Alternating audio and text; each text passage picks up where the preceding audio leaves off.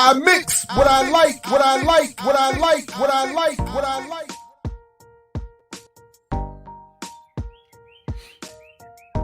Hey, what's up, world? Welcome to another edition of I Mix What I Like, right here at Black Power Media, BPM. I am Jared Ball, very happy to be your host. Back once again. Looking forward to another good show and a good morning. Of course, Dr. CBD, Dr. Carole Boyce-Davies will be joining us. I think it might not be until 9. I'm not sure. Actually, I'm not sure about that. But when she gets here, we'll start and talking about her work with the work of Claudia Jones, Beyond Containment. And I'm very much looking forward to that. But in the interim, I do definitely have something I would like us to have a little bit of fun with this morning, admittedly, in the interim. But as we get to that, definitely good morning and greetings to everyone who is here live, to the remixers. So, that's not that's just StreamYard. The music is StreamYard. Just one of the options that we have. So I was just messing with that. My actual preferred theme, that particularly the one I had on radio, used in radio for years, it would be flagged. We wouldn't be able to use it. Unfortunately, but I had a nice dope boom bap. I actually all the versions of my radio intros over the years were dope, including the one that featured Head Rock rhyming over a DJ Spinner track. Intergalactic or something like that was the track, something like that. Anyway, greetings, good morning. And Quaker Anarchist, big shout out to you. I appreciate all the social media support. So I wouldn't want, and I would want others to follow that example. So welcome, smash all the buttons and bells, put the stream in all your social media feeds, and thank you. In other words, do like Quaker Socialists. I'm sorry, Quaker Anarchist. My goodness, I apologize. Oh, that must have just been so offensive. I apologize. Quaker Anarchist. Oh my goodness. Apologies. And thank you, Samira. I hope you're enjoying this on your way to work, and I hope you have a good day at your job. Peace, Ricky. Peace, Erica. James, what's up, Big Teal? What up, Doc? Anyway, so good morning. Grateful to see all of you joining me and us this morning. I hope you got to see Warrior Class and Sundays over the weekend. Did anybody watch any of the Revolutionary Black Network Summit that Kamal Kalanji and I took part in? I know Kim Brown was involved. I saw a little bit of oh man, I'm just blanking out.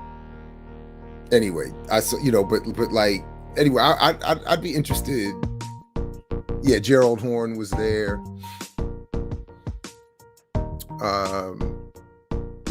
I think there are some pretty humorous contradictions in all of that. So but we had a good time, and I appreciate that they invited us. And but I think it's funny because all the grief I got about Jimmy Dore, I think he was there. I didn't see him. I didn't see his contribution, but I thought that was funny. Anyway, I appreciate that. Thank you very much. Big Teal.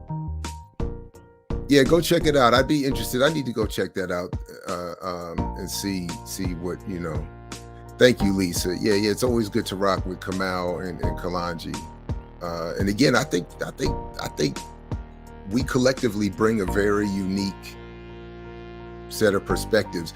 One thing I will put this out there now, we could I would want to come back to one thing that I was thinking of, and I have not done any work to back this up, but just a thought was that I have a sense that many of the most left of us, and maybe this is a generational thing for everyone. Everybody goes through this, but it seems like a lot of the left, the real militant,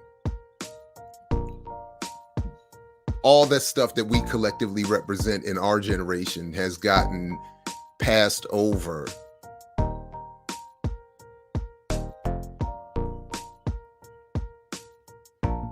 I was just thinking of the puns intended between, recent, Passover, Easter, and Ramadan, all coincidentally happening at the spring equinox. Anyway, but that we've gotten passed over, and that some of the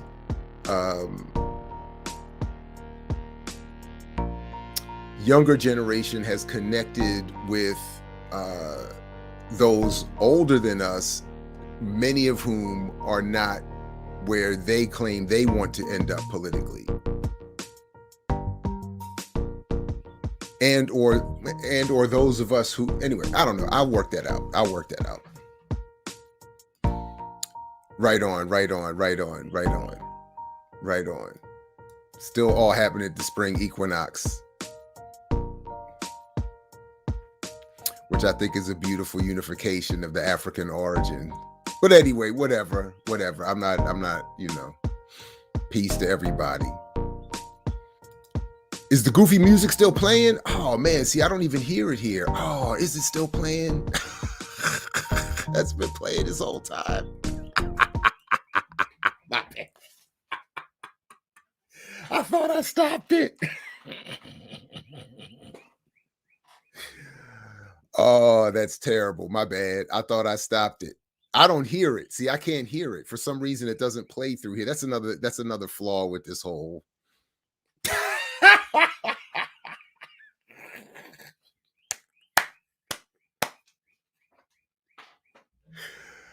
Oh, my deepest apologies. It was a nice vibe. Okay, good, good, good, good, good. Oh, that is hilarious. That is hilarious. All right, well, that's good. We had a, yeah, yeah, yeah, yeah. Okay, good, good, good, good, good, good. Yeah, but yeah, I don't know. I like that. I prefer the not relaxed boom bap. Get it? That's funny though. Okay, but it is not playing any longer, right? Let me double check that. I think, yeah, I don't think so. All right, that's funny.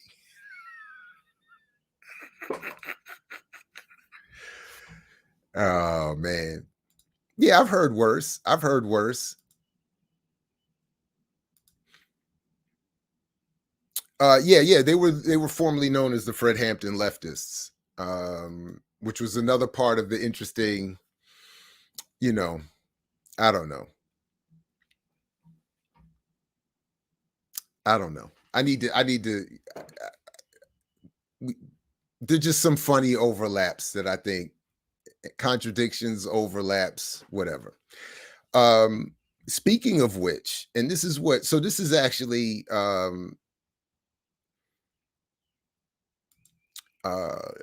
and if you all have seen any truly, I don't know that there need be any, but if you've seen any or know of any particularly uh exciting analyses around it, let me know. But I think I just noticed that some of the funny stuff around Elon Musk buying Twitter, and some of the contradictions I've seen in people supporting this, who claim to be somewhere on the left, and finding excitement in all of this as an advance, I think is kind of funny.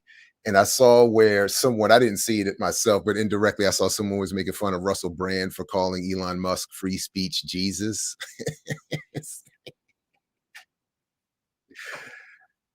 I don't know. I don't. So I haven't taken any of that seriously, and don't expect anything good to come from his ownership. And I find it interesting that that the idea that, and didn't Ralph Nader have a version of this some years ago? One of the last books he wrote, wasn't it about how we need like a benevolent billionaire to save us, or we need the benevolence of billionaires to save us? But it's kind of that idea that people are really excited by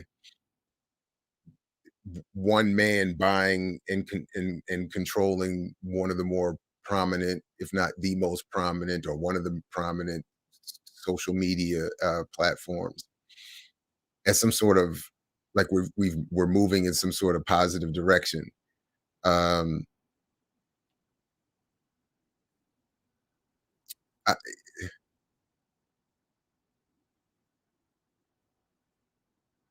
I don't know. Yeah. By the way, I mean, we did talk about this before, and I know that Fred Jr. and I'm not sure why they changed their name, but I know that Fred Jr. was not happy about it.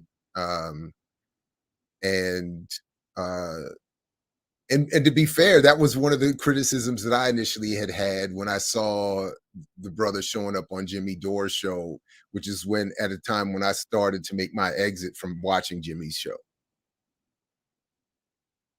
that I wasn't seeing the Fred Hampton in the analysis, or in the work. But you know,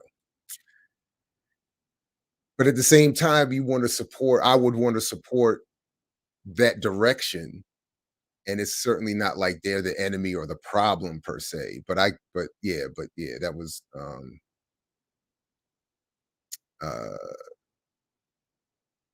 you know um anyway, so but I just, the free speech Jesus point with joint was funny. If and I hope that that was fully said with all irony dripped in it, or whatever, when he said that. But I don't know. uh Okay, so one thing I definitely want to get to before Dr. Carole Boyce-Davies shows up is, to bring us, so at least we know we're going to end strong this morning, whatever silliness this is, for me at least. This was brought to my attention. Well, I think a day or so ago, but I just sort of was catching up to it uh, early this morning, late last night, whichever. So if folks will remember, we're not going to do too much about the crypto part of this story, though it is about crypto. This is serious, but I admit, you know, I should have had my petty shirt on. I don't mean to disrespect Asada by doing this.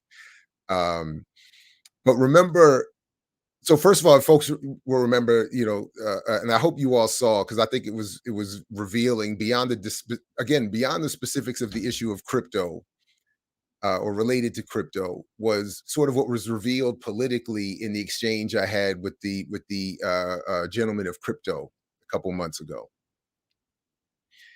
And I've noticed over the last week or so that there's been some news around Panama, Central African Republic, uh, uh, both adopting or accepting cryptocurrency. And honestly, I don't remember off the top of my head if it's just Bitcoin, or a variety, or something new. But I think accepting Bitcoin as uh, I want to say, did they accept it as currency? I think they've accepted it as, actually, anyway, I'm not entirely sure the details, but I've seen some adoption taking place in Panama, Central African Republic. I do think they're accepting it as currency, and that there's been this suggestion that, again, that this is going to not only spread uh, and become a wave of adoption, and that it's going to, of course, enrich poor people and give impoverished countries entirely an option and an out and an alternative. Uh, so I've been noticing that there's this, and of course, this is helping float and protect the investments and the stock prices of those who have already, stock value of those who have already invested in it. Um, And of course, it's been related recently. That is cryptocurrency and Bitcoin, I think, in a, um, a sex trafficking ring. And I remember the story started off by talking about how people would keep assuming or being told or promised some sort of encrypted, protected, safe from government and banking exchange of currency and smart contracts, et cetera, and so forth, or whatever, what have you on these blockchains. But of course, that's not, as we've talked about before, as much of a given. And at least in one case, in a positive sense, it helped the lack of anonymity, that lack of safe encryption led to the breaking of a sex trafficking ring. All my point overall to my point that technology and currency do not change social relationships. So this idea that violence and sex trafficking and poverty and war is all going to end because now we have blockchain and crypto is madness. Beneath all of that was the story again that was brought to my attention recently about MiamiCoin. Okay. Uh, so I just want to share this with you and us, a look at this story from Wired from April 29th. MiamiCoin is crashing, but it won't go away. The value of the nonprofit's first cryptocurrency is tanked, and users claim they've lost money, but it's still expanding to other cities. On a sweltering Tuesday last August, a new cryptocurrency was born called MiamiCoin. It was styled as a way for the crypto savvy to support the Magic City and maybe earn some cryptocurrency in the process. A tongue twisting press release said that MiamiCoins were, quote, programmable city based tokens that unlock a new community driven revenue stream for local governments while bringing collaborative technology to its citizens and ecosystem of stakeholders, end quote. Oh, man. Oh, man. In reality, you can do two things with MiamiCoin: mine it and stack it. The cryptocurrency created by the Delaware registered business CityCoins has a circular life cycle. To get some, you need to buy another cryptocurrency token called Stacks, currently priced at about $1 per unit, and use it to bid for MiamiCoin. Only one lucky bidder or miner can get MiamiCoins every 10 minutes. Losers get nothing but the feeling of having lost their stacks. Whoever wins MiamiCoins can sell them for, I don't know, what is that? 0.0015 each as of Tuesday on OKCoin, the only exchange that accepts them. Or they can park them or stack them in crypto parlance to receive periodic rewards in Stacks tokens. Those Stacks rewards come straight from the wallets of more people bidding and losing for MiamiCoins. Stacks can in turn be stacked to earn Bitcoin rewards. God damn. By the way, the most clear thing to me in this part is as I have been arguing that as they keep talking, as the cryptogandists continue to argue that this world decentralizes and breaks up the banks and all of this and all of that, they are they are replacing the centrality and the accumulation of power and wealth in even fewer privately owned entities or exchanges. So I just can't help noting that the only exchange that accepts any of this nonsense is this OK coin. But you have to buy this to maybe get into a lottery to win maybe that, and then you have to use that to get to this, and then it all comes back to at best ending up in Bitcoin rewards that, as we'll get to in a minute, You can't do anything with. All right. Michael E. Bloomberg, a visiting researcher at Cornell University's Urban Tech Hub, who has served on the board of Massachusetts local currency ventures Berkshire's, compares Miami Coin to a raffle. You put in a certain kind, quote, you put in a certain kind of resource and you get out something else, he says. If you win the raffle, you can get rewarded in a coin that has no use. End quote. If you win the raffle, you get rewarded in a coin that has no use. Miami coins have no utility within their eponymous, yeah, eponymous, right? Named after city, right? Miami coins have no utility within their eponymous eponym, eponymous city. You cannot pay taxes, buy a bus ticket, or rent a flat in Miami with them, even if proponents say that use cases will be created over time. You cannot pay taxes, buy a bus ticket, or rent a flat in Miami with them, even if proponents say that use cases will be created over time. That is not to say that Miami coin is randomly christened, the way many other coins have opportunistically been named after dog breeds or viral TV series. While 70% of all stacks spent by miners vying for Miami coin goes to stackers, the remaining 30% goes to a cryptocurrency wallet earmarked for use by the city's government. City Coins frames that as a way to express one's support for the city and help it fund valuable projects. Skipping ahead just slightly, the argument is that that money or that the coins that will be stored up and possibly used to fund valuable projects can also be turned into a way for, as we'll see here, the importance, the really important libertarian point of saying that the city can fund itself without taxes. It's not a government-led project for the city of Miami, but shortly after launch in June 2021, it earned praise from the city's crypto-piled mayor. Crypto-pilled? That's just one, right? Okay.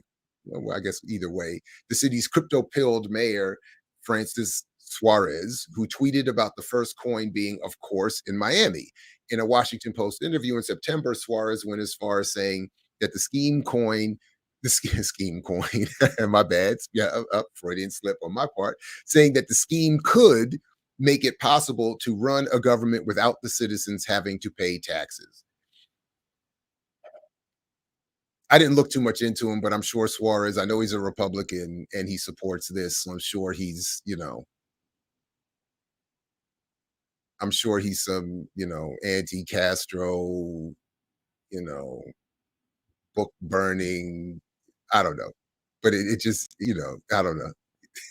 In media appearances, Bloomberg has compared, and this is not, this is the professor guy, not the Bloomberg guy. Not, you know, I think it's these are different. I'm pretty sure these are different Bloombergs, right? Aren't they? It's not the same Bloomberg, right?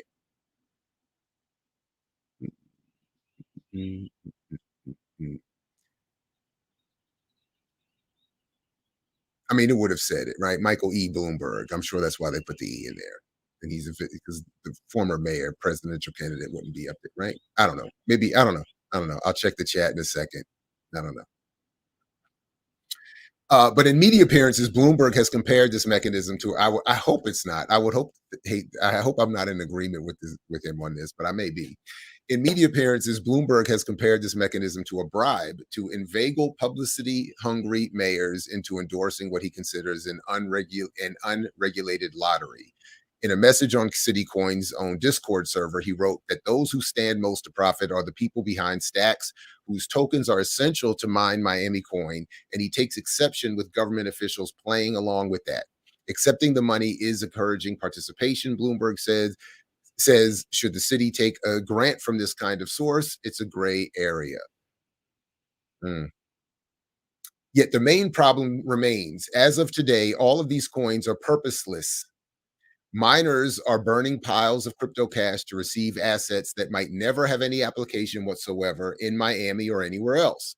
That in turn is affecting their prices. In September 2021, Miami coin was worth around 6 cents. Since February, its value has been tanking. This is not going down well with some of the Miami Coin miners on CityCoin's own Discord. Several people have voiced their discontent, with some reporting losses of 90% or higher. And one user named Japij pithily reported, lost all my money with Miami Coin. Thanks, guys. Even Suarez, mere days after Miami received the millions as a donation, toned down his enthusiasm, telling the Miami Herald that he did not know whether the cryptocurrency was, quote, going to work or not, given that innovation doesn't always work, end quote. Mm. The person familiar with the Miami government says that the city is unlikely to play a major part in giving the token a raison d'etre. That is partly down to the technicalities, such as the fact that the city cannot hold crypto on its balance sheet. But in general, the person says the city government sees Miami Coin as a community-driven project.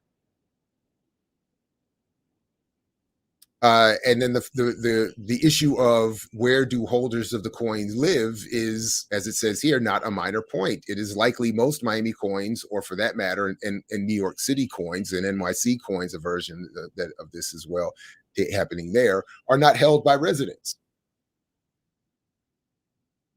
And then it goes on to talk about some of the folks behind, where, they don't live in the cities. Certainly cities they've incentivized to create, wait, who's talking here? One of the miners, I think, is being quoted here saying, certainly cities, they've incentivized to create utility for their tokens, he says, because if the value of their city coin does well, then that means more revenue delivered to their city treasury. So then the issue is, how do these cities find a way for these coins to be usable? They can't be used as currency. So the part of what this article talks a little bit about that I skipped over is this issue of uh cities promising to find ways to make now that the coin exists, now we'll find a use for it,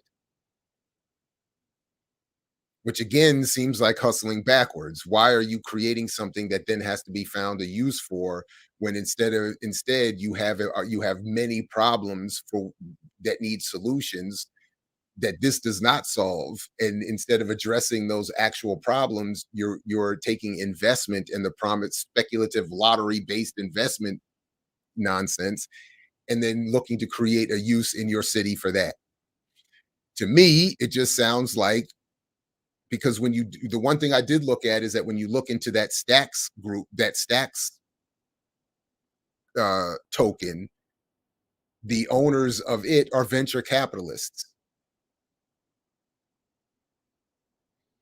So venture capitalists invest in something speculative, of course, expecting and promising their investors a return on it, and then they find ways to influence ridiculous people like these mayors, the Republican Suarez in Miami, and then what's his name in New York, who I believe, right, is a Democrat, right? What's his name in New York is a Democrat. So both parties are complicit in this, and because they're getting some investment and promise of value on their own, on what is being given them, they start to come up with nonsensical ways to try to find some use for some coin, so that people who don't even live in their cities can make money off of it, with this promise, this libertarian nonsense of, we're not going to use we're not going to have to tax our citizens, instead of saying we should tax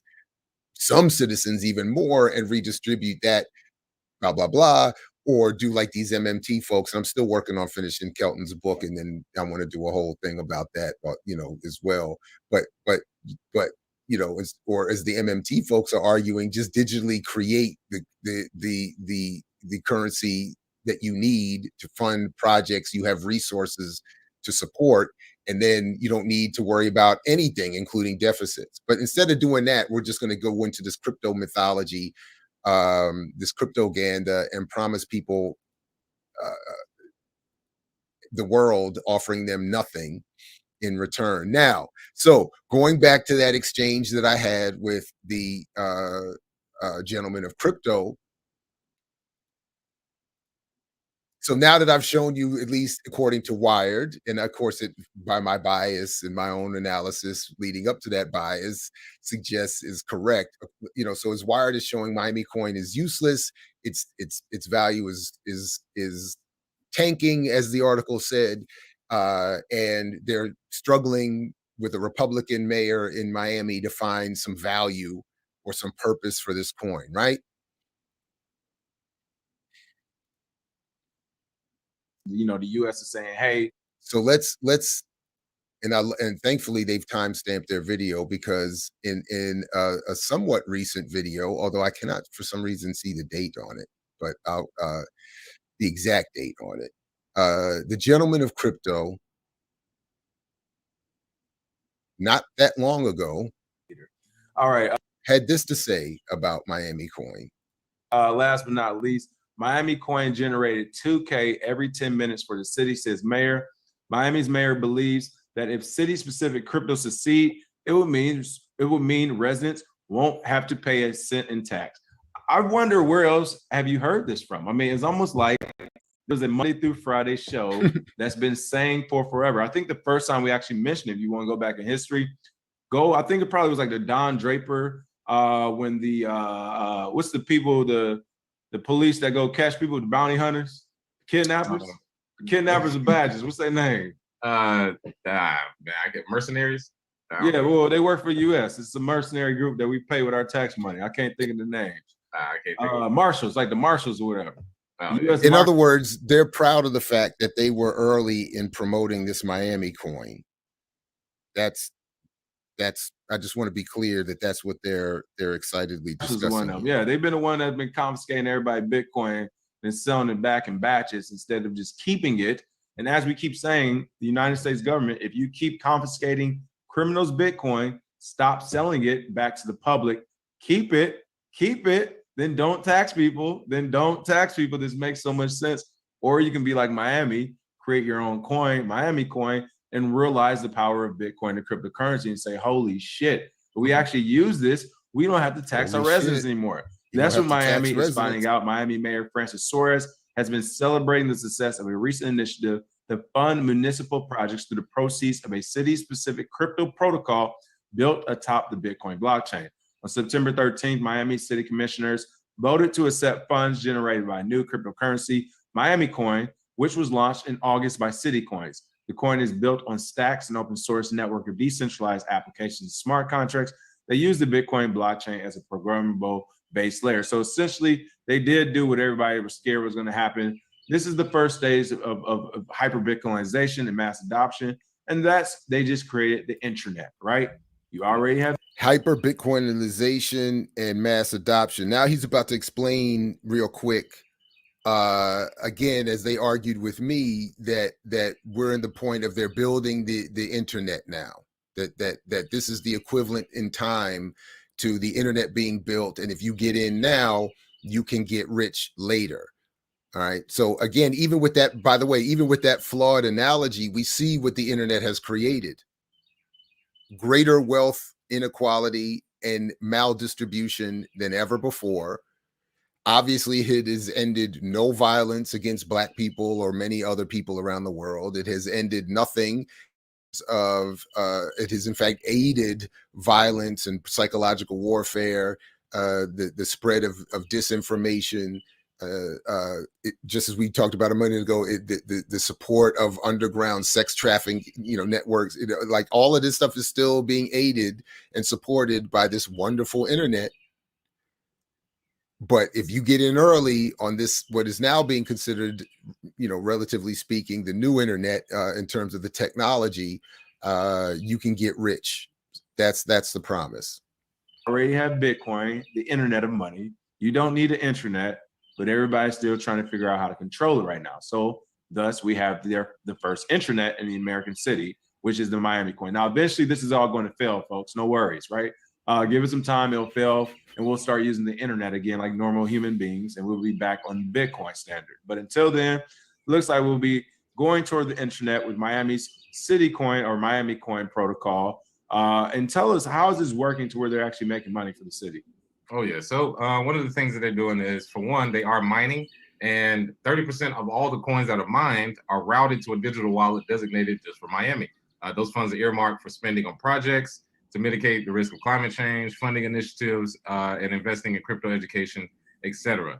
Fox Business estimated that they were receiving about $2,500 worth of stacks, STX token, at its then value every 10 minutes. So basically, they were generating $2,000 every 10 minutes and over $5 million over the last 30 days.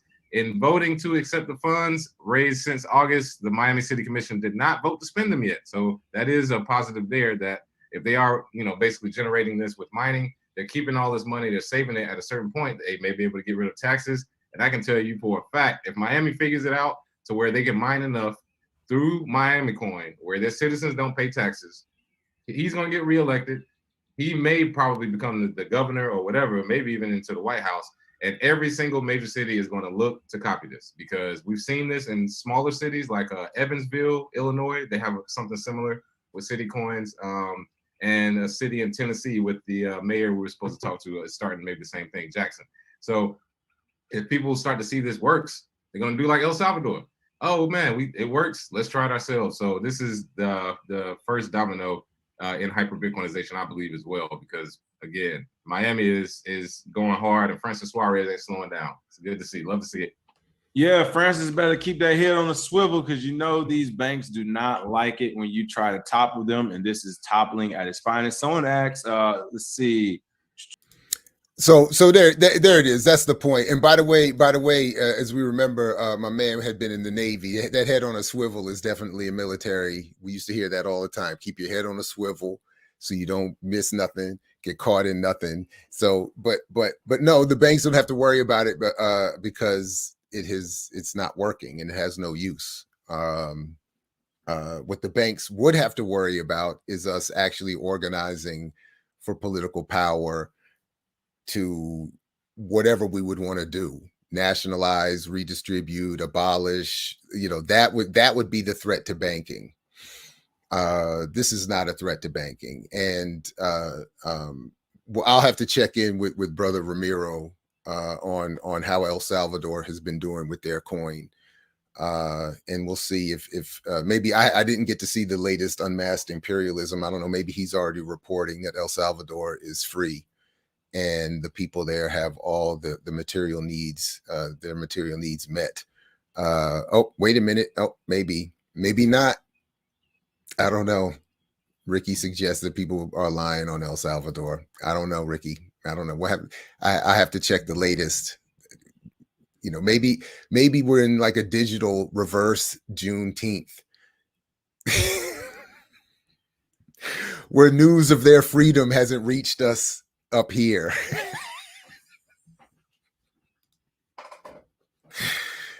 And I honestly have not checked in on the people of Evansville either.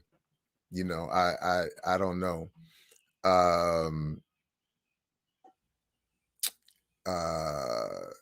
No. I had seen.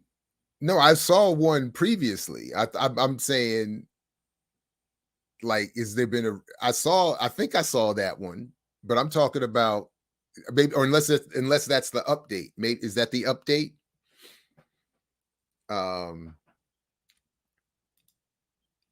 Is that the one where he's reporting the victory? I don't know, but to be fair, in all honesty, to be fair, what those brothers had made clear in our exchange was that they are like maybe like they are Black libertarians, more or less, Black capitalist libertarians who are, so for their interests, this is still likely good. Because as the Wired story reported, it's not going anywhere. The coins aren't going anywhere, largely as I read it, because the venture capital investment behind it is sort of floating everything including the messaging that keeps these mayors putting these things, quote unquote, on the books somewhere. And yes, please do. Thank you, Andre. Please, let's follow Andre's example and hit the like button.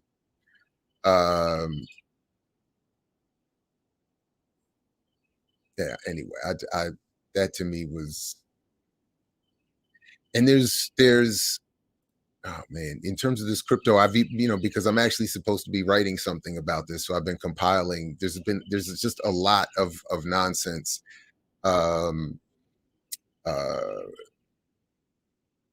going on. The whole safe moon thing, the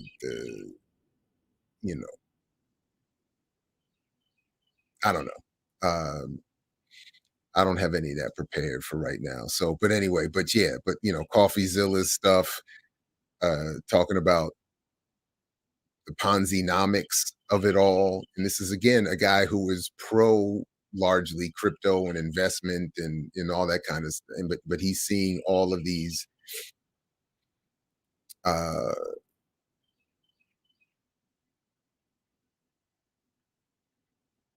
dangerous trends and tendencies, et cetera, et cetera, et cetera, in the mix and all of that. Anyway, I'm just trying to check. Uh, yeah, I saw this story too. And this is the point that I was getting at was that the same thing with Panama is that uh, and I believe because man, my memory is garbage, but I believe Ramiro was saying the same thing about El Salvador. I mean, they're playing on. I mean, certainly. Um, uh, well, we've talked about it here before that they're using the so-called developing world as again a colonial playground, to for data mining purposes. Seb Solomon made that point. Uh, the for a place to find pliable, malleable politicians to be more or less bought off to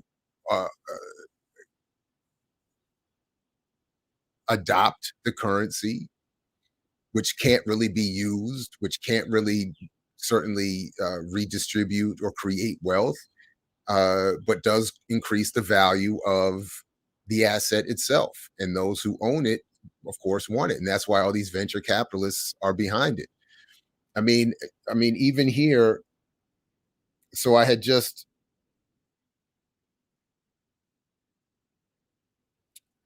looked it up again. In terms of the MiamiCoin story, the Stacks token. Again, let me just go back to this real quick. No, not that, not that, not that.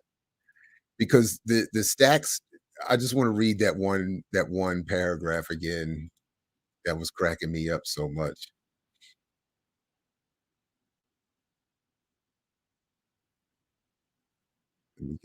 Let's see. Okay. Nope, nope, nope, nope, nope, nope, nope, nope.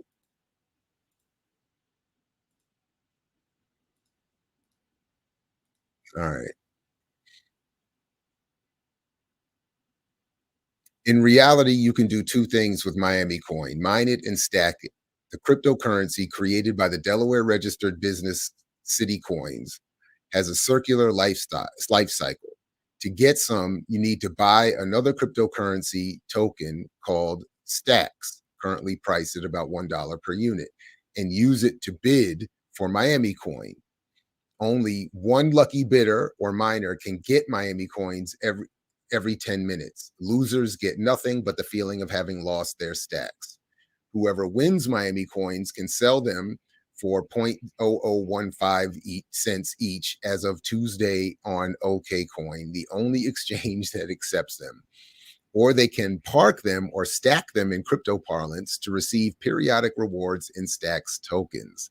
Those Stacks rewards come straight from the wallets of more people bidding and losing for MiamiCoins. So you make money by people bidding and losing in the lottery.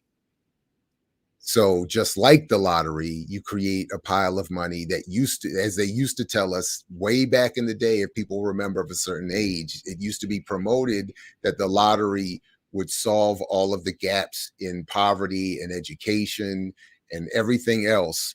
a tax-free, same thing, a tax-free way of generating revenue for the country, for the city, for the community, wherever that the economy and policy doesn't cover. So other people have to lose in droves for a few people to make money. All right. So with that again,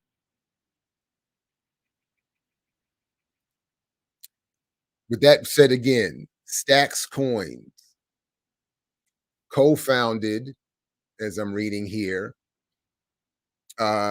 in Princeton University's computer science department by Munib Ali and Ryan Shea in 2013. Stacks Networks is a layer one network that facilitates smart contracts that settle on the Bitcoin blockchain. The Stacks tokens acts uh, as a fuel powering smart contracts on the network.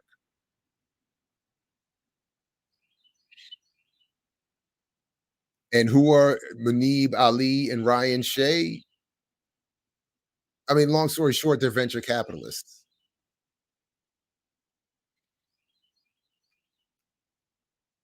who have found a way to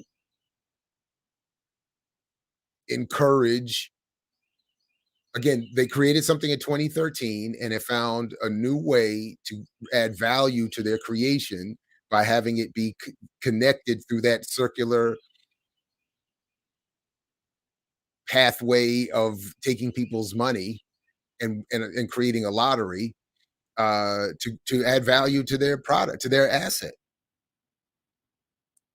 The problem for me, and I think us, is that this is where the messaging, the mythology gets carried and carried by Black people and grafted on to Black politics, and more and worse, labeled as radical solutions to political problems. Exactly. Crypto is just maintaining. So some of my favorite criticisms with which I fully agree, argue that the history of Satoshi Nakamoto and Bitcoin is connected to the aftermath of the collapse of Wall Street, with the idea being that billionaire investors who had already invested in blockchain and eventually this Bitcoin thing needed a new way of getting people to needed a new way of making money after the crash of Wall Street in 2008. So to do that, they found another speculative market to create. They've created a mythology, a myth of origin, a myth of purpose and function, and then have promoted it with increasing effectiveness, matched with increasing funding to their ad and marketing and promotional, blah, blah, blah, blah, blah, to their influencers, to their Black celebrity spokespeople, to the NFTs they're creating in albums with Nas and Tory Lanez and others. They have created this new moment for themselves. And with, again, as we saw even in the clip that I played from the gentleman of crypto, they uh, um, are calling this the moment. This is the new moment of, again, the new internet, relatively speaking. Their metaphor, the new beginning, and we're headed towards Bitcoinalization, as he said, and mass adoption. But as has already been shown, whether in Miami or El Salvador or Nigeria, nothing happens but a handful of already invested folks make a few dollars. The venture capitalists make some money. There's no wealth redistribution. There isn't even in the case of MiamiCoin, there isn't even use for it. There's nothing, they have to find a way to make it useful because it doesn't currently have any use other than creating wealth for those who speculate. I agree. Oh man, what was I just looking at where they were talking about this? What was I just reading? It may have been I think it's in Claudia Jones's speeches.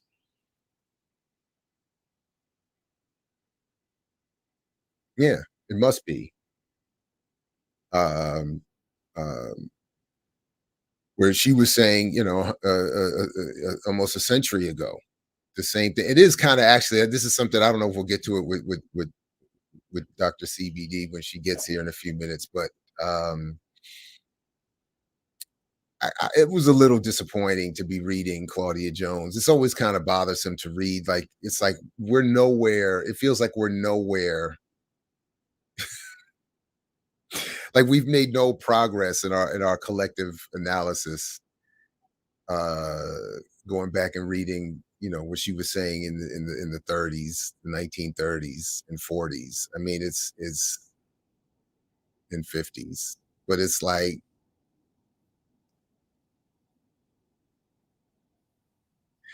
I did. I haven't, and I haven't even. I'm sure you did. I haven't even finished the whole thing. I mean, I've read it in. I jumped around and read sections here or there, chapters or essays or poems.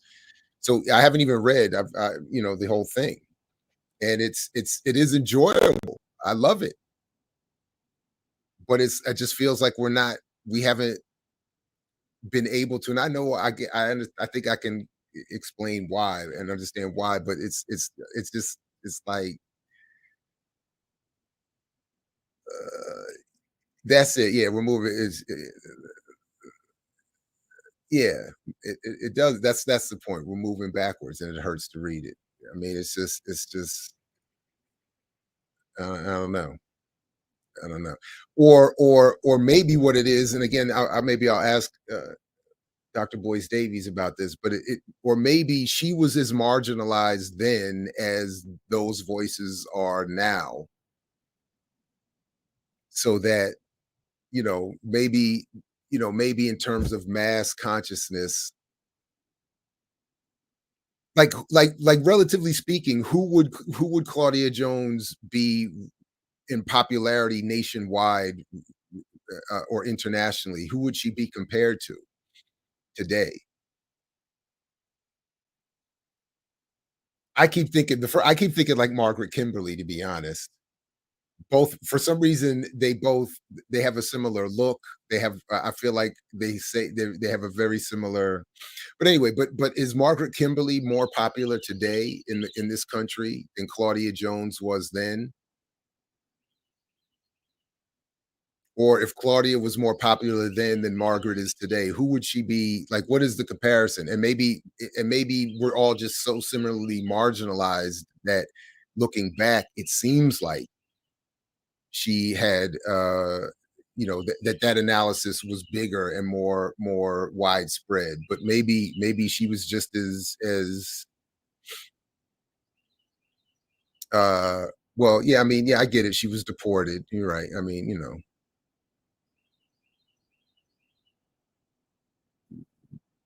so but you get what I'm saying. Like, anyway, maybe we'll pick that up.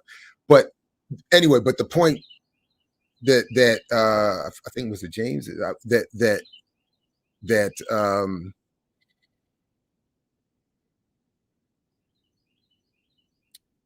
there were a number of times in Beyond Containment where Jones makes a point alluding to the power of messaging of capital and its claims that it is going to bring the brighter day, and that even industrialization is all to the good, and it's just like all the problems of all of the contradictions and all the issues that exist are going to be solved by new technology, and maybe at least that's my reading of what she was saying. Maybe I'm projecting too much, but she was just uh anyway, making the point that they keep claiming that all of these things are going to be solved. And similar to the, although again at the end of that exchange with the gentleman from crypto, I mean, it became very clear that they were not really making the claim that a revolution that, as we would define it, is coming from or for Black people via crypto. It was, or for the world. It was, very much, the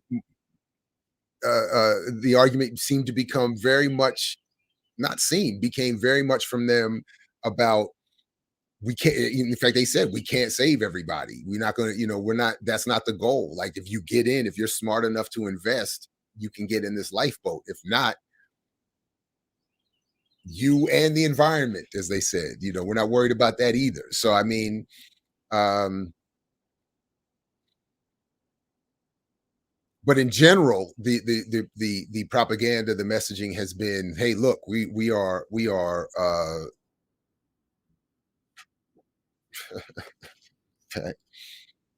on the precipice of freedom via Bitcoin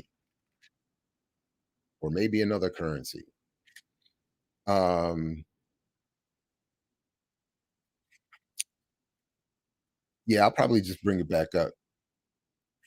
Well, in fact, here on page 96, reactionary propaganda is not all loath to exploit the wrong concepts of many workers' wives who, because of political backwardness stemming from household drudgery, lack of political participation, etc., often adopt the view that that it is the union or the progressive movement that robs them of their men in relation to their home and own home responsibilities. So again, she's, there's several occasions where Claudia Jones makes reference to reactionary propaganda and its explanation of what is the cause of people's problems.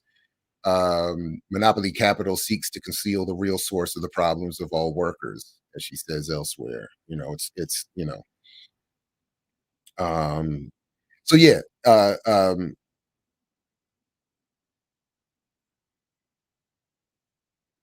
yeah, but you know what I mean, but yeah, never mind. Yeah, um, uh-oh, people misunderstand each other in the chat. Uh-oh, uh-oh, uh-oh. Anyway, so maybe we'll get into some of that when Dr. CBD gets here, which should be any moment. And uh we can get into some Claudia Jones for real, for real. Greetings. Thank you, Sith Lord Prince. All right, let's bring some Star Wars into this joint. Appreciate you for joining.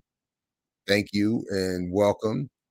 And definitely while we're here, please do welcome everybody. Smash all the buttons and bells and put the stream in all your social media feeds, all of the good things. Invite others to get some of this good boom bap breakfast.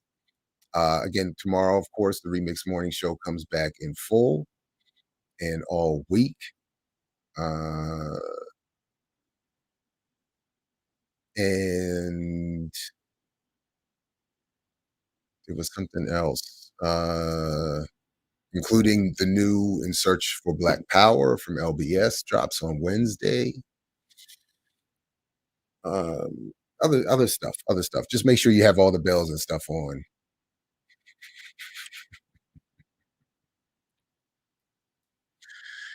Welcome to the dark side. Yes, indeed. Yes, indeed. Um,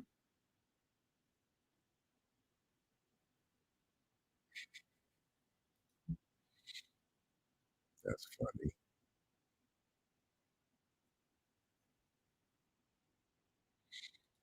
All right, so let's see here. I'm just double checking to make sure we're all set.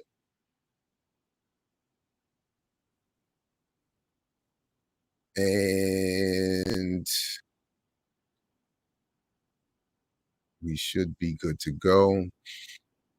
Mm, mm, mm, mm. Get into some of this good Claudia Jones. Um,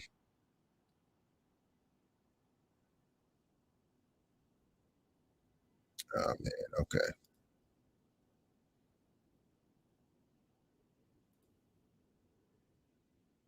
And real quick, while we are, so a couple of things I will get to just very quickly that I just while we wait here.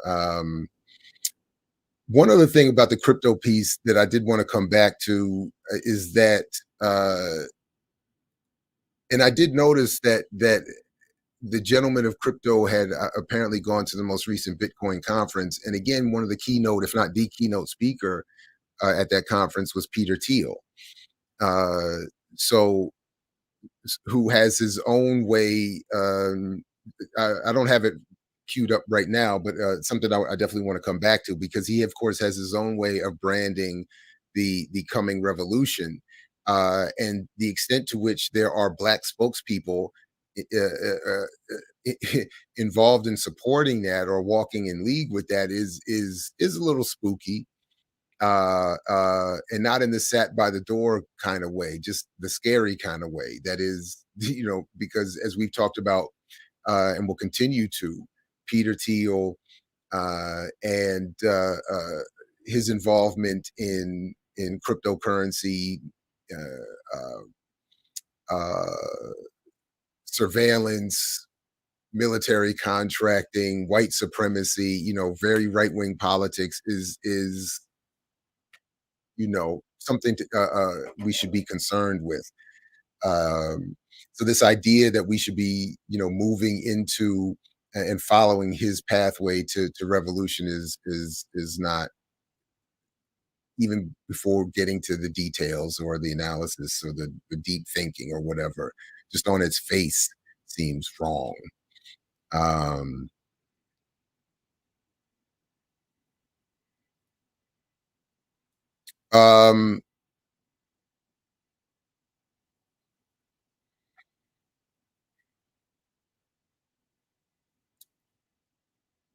so please, so yesterday I did kind of, I guess, an unscheduled broadcast where I went through a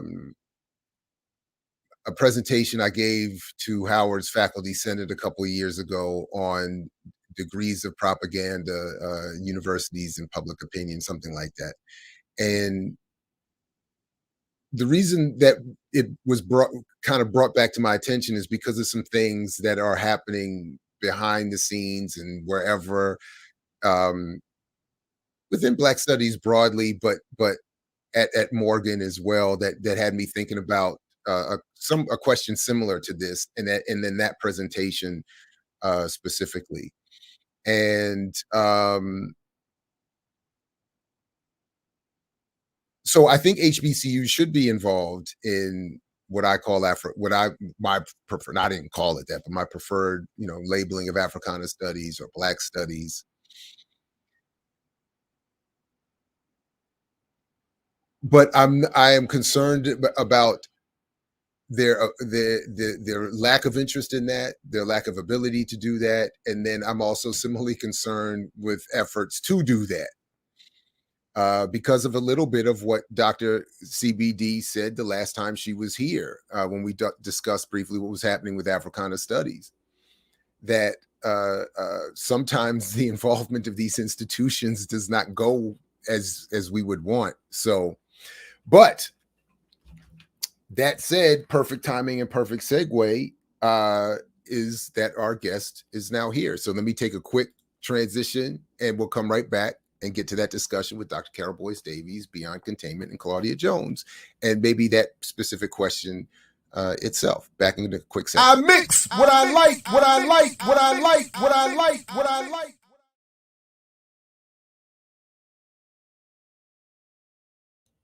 All right, everybody, welcome back again to I Mix What I Like. Again, I'm Jared Ball, and I'm very happy to bring back the editor of this, author of Left of Karl Marx, but editor of Claudia Jones, Beyond Containment, Dr. Carole Boyce-Davies, of the Africana Studies and Research Center at Cornell University and beyond, Dr. CBD, affectionately known. Welcome, and thank you for coming back and squeezing this in before you get to head to one of my favorite parts of the world and soon come. So thank you, and good Good morning and welcome. Welcome back. Good morning. I hope all is well, and I am very excited to get into some of this discussion with you because, as I said to you privately, I've been reading as much as I can. I did not get to everything. I will be honest. I did not get to every single page, but and in part, I have to say that, as I said to you, that your introduction to Beyond Containment by itself, before even getting to the brilliance of Jones herself, was fascinating to me and so powerful and raised a lot of different questions.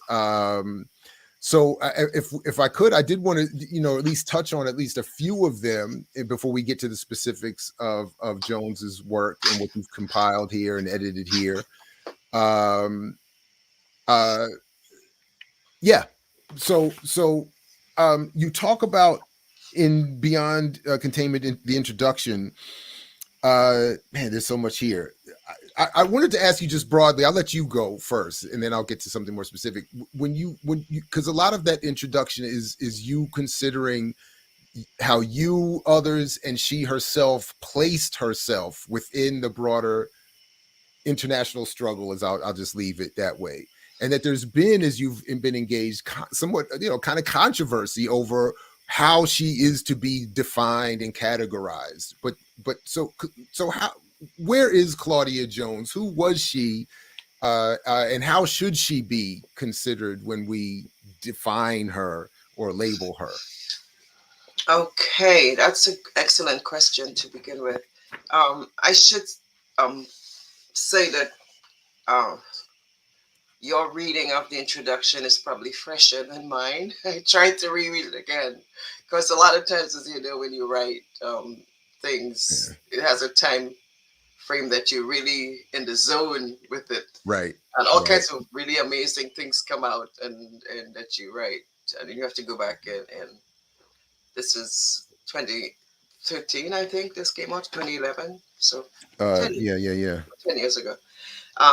So I'm glad, and I thank you for bringing it to the attention of your audience for at least two reasons. One is that people get a chance to work with some of the documents and essays and poetry that she wrote in her life. That a lot of it that I used and left of Karl Marx. So it's more like providing the sources for what I worked with. And the first reason is that that's what the family who held the collection wanted. They wanted it to have a larger reach as well, besides just staying in the scholarly circle. So thank you for what you're doing is helping take it out beyond just being an academic discussion. So that's one. And then secondly, to give people a chance to really read her work and see what her ideas were. Because in these various essays, you get a range of positions that she took and how she evolved. Specific to your question, people love to lock people and frame them into one category and say she's either this or she's that. And for people like us who look at the work from variety of perspectives, she can be more than one thing. She can be both. And she was. So when one of the pieces I quote, when she goes to London and she has her first interview, that's what she says. She says, I was deported from, and it's on the first page of that introduction right after her birth certificate, there's a whole story behind me finding the birth certificate. I could tell people later. She says, I was deported, right? There you go. I was deported from the USA because as a Negro, and that was, of course, sadly, the language that people were still using then. As a Negro woman, communist of West Indian descent, I was a thorn in their side in my opposition to Jim Crow racist discrimination against 16 million Negro Americans in the United States, in my work for redress of these grievances, for unity of Negro and white workers, for women's rights, and my general political activity urging the American people to help by their struggles to change the present foreign and domestic policy of the United States. So she gives you all the pieces of her, who she identified with. Notice she also includes women's rights. So the people who say you can't categorize her in terms of any kind of black feminist work miss the fact that she claims that she doesn't use the word feminism herself, but she uses women's rights, which is a good analog for that same concept. She also claims her Caribbean identity. She also claims her work for women's rights and workers' rights, and her work against racism. So she like Audre Lorde, and I like the link because they were both Caribbean descended women. Audre Lorde, of course, born in the United States, and then embracing more her Caribbean identity as she returns towards the end of her life and so on. But Claudia is like Audre Lorde, claiming all of those pieces. I'm this, I'm that, at least 4 or 5 identities. So if we want to really do justice to them, we can bring our particular lens of analysis, which we should, from different points of view. But we have to still say that the person who you're looking at embraced the range of her identities. And why that is significant, this is written just as she leaves the United States and enters England. So she had a chance at that point to assess who she was and what she felt she was. So she is moving at this point from being a hardcore member of the Communist Party USA to now going towards a more like Pan-Africanist, world internationalist kind of identity. So she's there. So she doesn't stay one thing. And sadly, as we know, she dies too young, at 49. So she doesn't really get a chance to really reveal the full range of who she was going to be as a person. So this is my answer to your first question about who she is great. and how she positions herself. Multiple range of identity positions, politics, and activism. I define her as an activist intellectual for 2 reasons. One is that she was consistently writing and articulating intellectual positions, and we cannot leave the intellectual category to only those with a PhD or only those in the university, when there are people who study just as hard outside of the institutional context, or at that time didn't have access. There was no Cornell to get to in that PhD in Africana Studies in that same way that people have now. So people like her, who was smart and intelligent and did all that work, were reading and writing and studying and articulating and producing a body of materials. And that's the body of material that is in this Claudia Jones Beyond Containment. No, right on. I mean, I don't like to discount all the benefits of the PhD experience, but it is often, as Ward Churchill, I think, has said, leads to us being piled high and deep.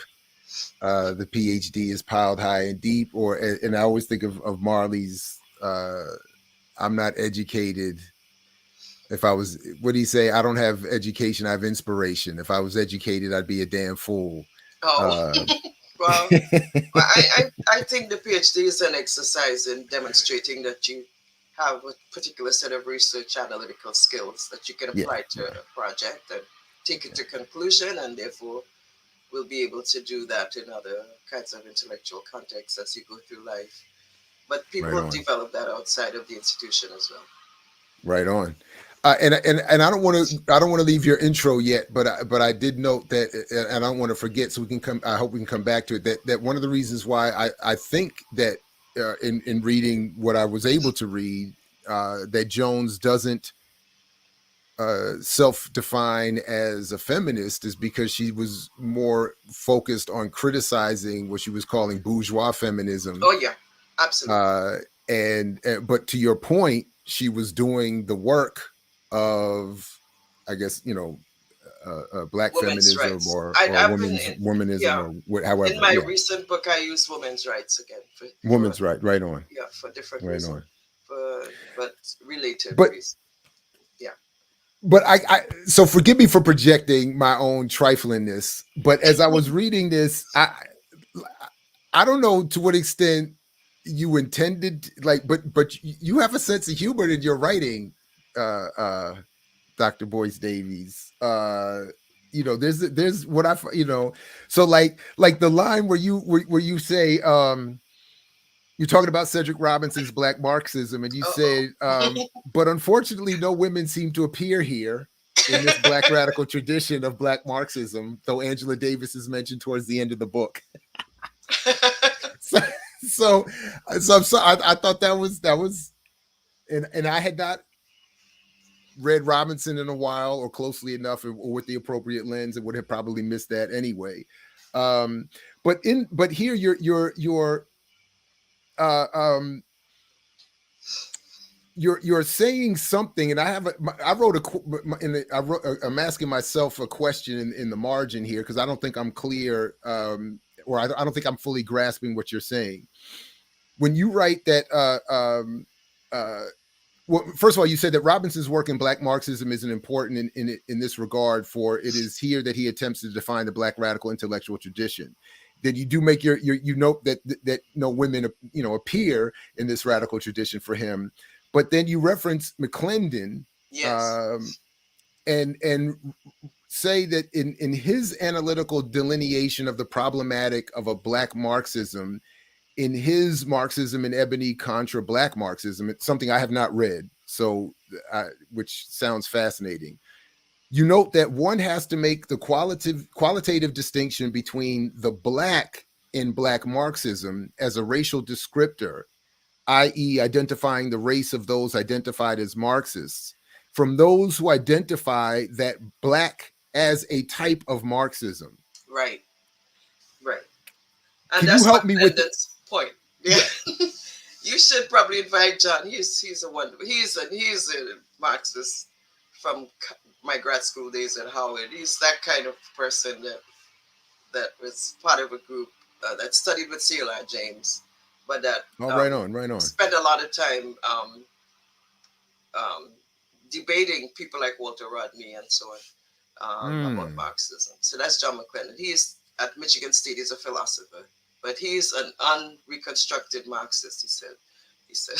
So, but he's the person I think I mentioned last time that I sent my manuscript to because I know him that well. So right, that's right. He could read it from that lens and critique whatever he wanted to, and he did. Didn't change something. He was the one. He actually debated with me that I shouldn't identify her as a Black feminist. He showed it because he said she's a Marxist. Period. That's what she was. So, but I think he's mellowed that position since then. So that's why it would be good to invite him and ask him. But yes, he offered his critique of Robinson is there.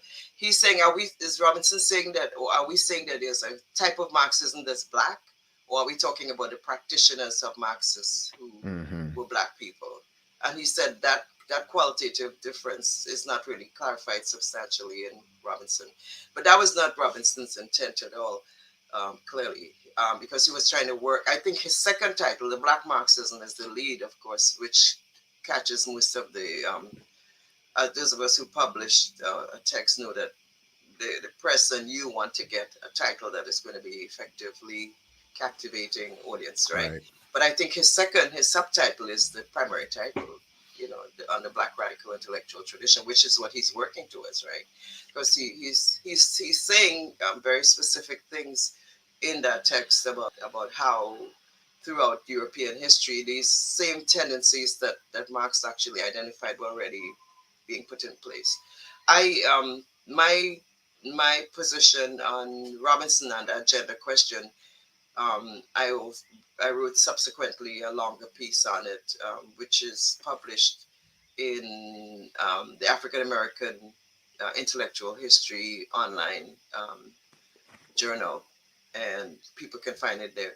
But I do a much fuller discussion of the omission, and I'm not blaming Robinson as much as the knowledge. I'm doing both actually.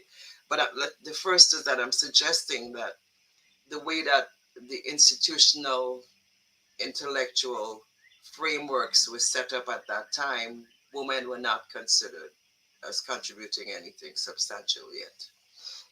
and my critique is the second one is that at the same time that Robinson is writing this, you already had a Claudia Jones. So they really don't, in other words, there's no sense that let me see who the women are at this point who would be making intellectual contributions in the same way. But that's because women were not seen as really intellectual creators or subjects substantially until the 1980s, when you get to a Black feminist position that comes out from Barbara Smith and the others in the Combahee River Collective and so on. So in other words, the lineage of intellectual lineage then does not include women. It just goes to the Du Boises and others and so on. So in my book, in this Claudia Jones Beyond Containment and in Lift of Karl Marx, I'm arguing for positioning very particular women who have been left out as also intellectual subjects or intellectual creators, if you will.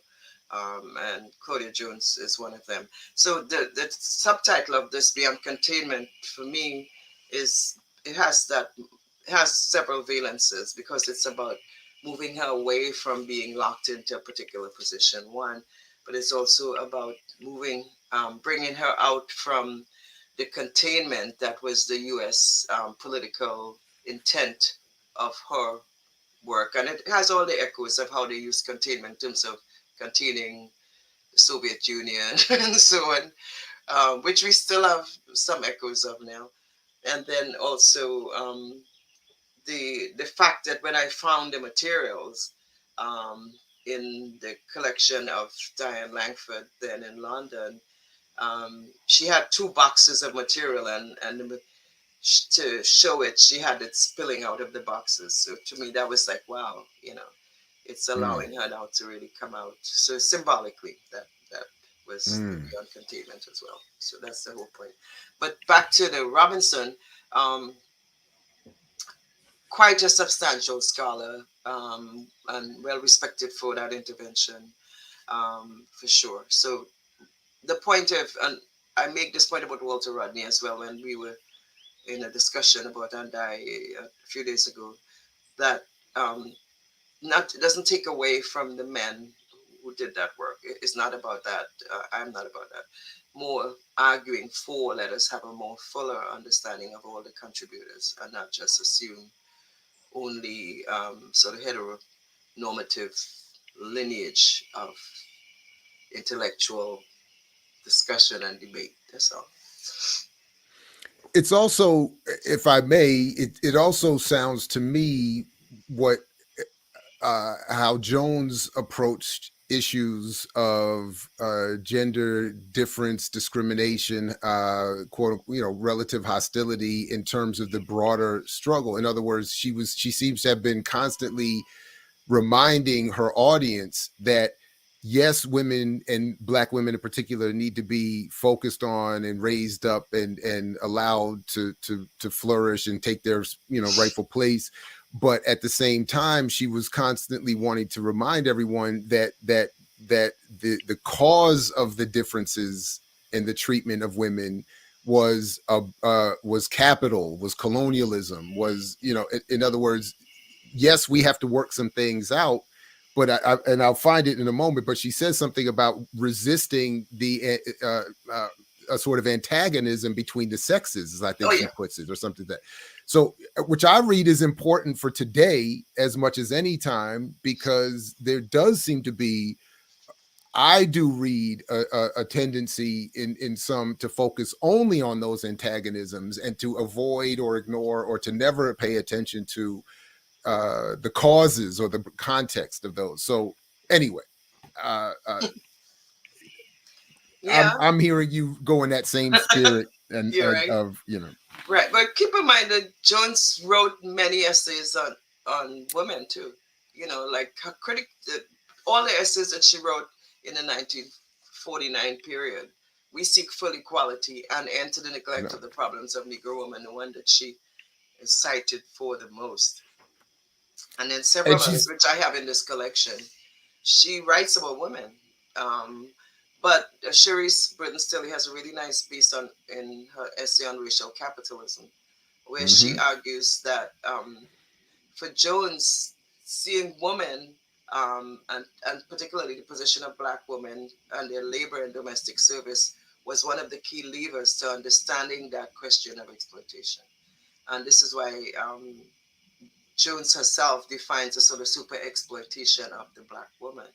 And she was very early talking about this sort of labor appropriation of Black women in multiple ways that comes from that level of capitalism and imperialism, and she globalizes it in several places. So she, and particularly because of her Trinidadian or Caribbean or initial orientation, that she is able to have a much more internationalist position. And then of course she goes to London, but she was working with Elizabeth Gurley Flynn on the Women's Commission of the CPUSA, and going around the country trying to recruit more chapters to this Women's Commission, arguing that if you're going to have any kind of political movement, you cannot neglect Black women. And I think we saw this in the various, not in the way that Claudia imagined it, of course, but in the various elections recently, right, where Black women as a voting bloc really came through and became really central to everything. So she was arguing before that if you want to have a political movement, then you have to find a way to really engage what Black women are thinking and their various needs and interests that are really fundamental to any kind of social change. Though I suspect that because she was also critical of both parties, so I didn't read her as encouraging becoming a bloc in support of the Democratic, a Wall Street Democrat. Not at all. But Not yeah, at all. Can I ask you? She'll be very critical of that. In fact, she is from time to time talking about how both parties. She does, but particularly in her essays, when she's incarcerated, she talks about that. Yeah. And the one that you included here, which was where I started, because after your intro where you remind us of the specific speech that got her deported, that was the one I started with. Exactly. I was exactly. and she, and honestly, on one hand, I was expecting to, I don't know, I had a fantasy of what I might read in that speech, and it's clearly threatening. But at the same time, I'm like, dang, she wasn't, I mean, it wasn't some storm the this and shoot the that and blow up the this. Right. It was just saying both parties are full of capital and imperialism. I mean, it was like, she was right. Anyway, but before we come back to that, there's one other thing, one specific thing. Well, quickly, you mentioned Elizabeth Gurley Flynn and noted in your intro that Jones' work with her was the connection indirectly between Jones and Hubert Henry Harrison, which I thought was fascinating. And I did want to ask, why you said that they never met, and I was wondering why that was. Is there a particular? Was there a timeline I'm missing? Did they not overlap? Sure. Okay, timeline. Okay. Because Harrison dies in he dies quite young, in 1827 or something like. I don't have the exact date. But, yeah. So they would not have. Anyway, the dates. Okay. Anyway, yeah. All right. Anyway. Yeah. But the dates would be. But one thing that slowed me up in getting to more of the book before this morning was that I kept stopping to look stuff up that you referenced that I either had forgotten or did not know about, and one of them was the story of Rosa Ingram, who you mentioned as having been confined in a Georgian jail for killing the white man who tried to rape her. And I stopped reading right there and had to go look up that story because that's a good I was like, what? Harrison, I just looked it up, dies December 17, 1927. Okay, so right. The time frame. And Claudia comes to the US 1924. So yeah. Okay. Okay. Thank you for that. Right on. So anyway, I just wanted to raise up that story of Rosa Ingram real quick, because apparently this white man tries to rape her on the plantation where she was sharecropping. Right. and her sons come to defend her, and in what I read, the details weren't offered, but they just said the white man ended up dead. Well, they fought back, right? Right. Well, clearly, I mean, clearly, but back then you weren't allowed to fight back. Nah. So basically, you know, the black codes were still in place up until the 1960s, where you were not supposed to hit a white person and all that, but they could kill you. But somehow they survived. They Right. did. I think they did 10 years in prison and got out, or jail, or whatever, and got out. She was, and I, you know, the people who do study the legal aspects of these questions can go into it in more detail, the case, and I've read it. But she became like a kind of core celebrate for the Communist Party at that point. Right. And people like Claudia, not just Claudia, the Sojourners for Truth and Justice, and a lot of other women would really rally behind her because it was a question of self-defense. And I guess on that basis, the CP USA were able to put a lot of resources and publicity into letting people know about this case. So yes, so it's kind of becomes like an iconic case. There are a couple of cases that really were really central at that time, and I think that's one. And I'm glad that you brought it out so that people can go back and look at it more closely from different points of view and see what that case was about. Yeah, no, absolutely. You know, it's just I don't want to diminish their horror, but it's just as nice. The story had a nice ring to it, you know. I mean, it just okay. So again, so one of the questions that I did want to ask you specific to Jones was and the work collected here is and you've already mentioned it to a certain extent, but the Cold War context, and I can't help but keep going to I keep thinking of because it's always sitting right in front of me, Stoner Saunders' work on the cultural Cold War, which it felt like Jones was coming up indirectly against, because she talks a number of times throughout this text. Even Jones makes reference on a number of occasions to reactionary propaganda, to the narratives created by monopoly capital. In other words, the messaging. So I did want to ask you about that sort of context of the Cold War, of if you would want to add anything or say anything specific to that about what the overall intent of the Cold War was and its messaging, and then and then how that is Jones specifically responds to it. And as we mentioned before, she did her own journalism work to help combat that as well. But even in her speeches and in her essays where she's calling out that the propaganda, I wanted to ask you, you know, if just in general, any thoughts you have on that. I couldn't help but make a note of it because of my own particular focus and I'm struck ingrained bias at this point. Yeah, go ahead. I'm struck by the current context of how the media, and this is a good way that people can understand how it would have worked back then. If one looks at how the media covers this current Ukraine war, every single channel gives you the same narrative. There's no analysis. There's no backstory. There's no anything. You just have the state propaganda narrative that is circulated. And so that you have no understanding of what really was Russia, Ukraine, and how it relates historically at all. You don't have that.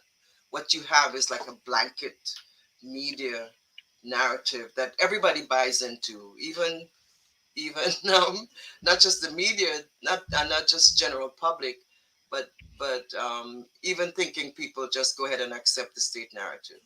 So we don't have any other narrative. Very rare you will run across it, and if you do, it will be in other sources. And that's how that propaganda machine works. It's amazing to see it in practice now, because this is what's going on. If just go from any channel, Joy Reid, anybody, MSNBC, whatever, you're going to get that same narrative. So basically, although the US critiques places like Cuba and Russia and other places for having a narrative, we do as well. And I think a lot of and I say we loosely, this U.S. government does as well, and the propaganda machine is really in place right now. So this is a good time to see it and not just assume that whatever knowledge they give is actually um, the full and complete story. That's all I'm saying. In the Cold War, of course, it would have been much more intense. And I'm happy that I see a lot of young scholars are really going back in and studying Cold War politics and what that meant. And in many ways, the new rise in scholarship looking at Black left is post-Cold War in a way. So it's a little bit frightening when you see the media narratives that bring back um, that same sort of logic under this current president's leadership. So I don't know. That's about all I think I want to say about that right now. No, that's cool. So in terms of I'm just saying sort I'm of not a her. Cold War scholar, so I hear you. No, that's fine. But in terms of Jones's sort of prescience and the unfortunate applicability of her analysis today, when she has a section, one of the pieces you have in here, she has a section react on page 92, reactions, ideological and political attacks against women. And she talks about Truman's State of the Union and what he was describing as a war psychology, or she was saying of him describing as a war psychology, which I thought, we just did a show a couple of weeks ago about war propaganda and the psychological warfare aspects of promoting war.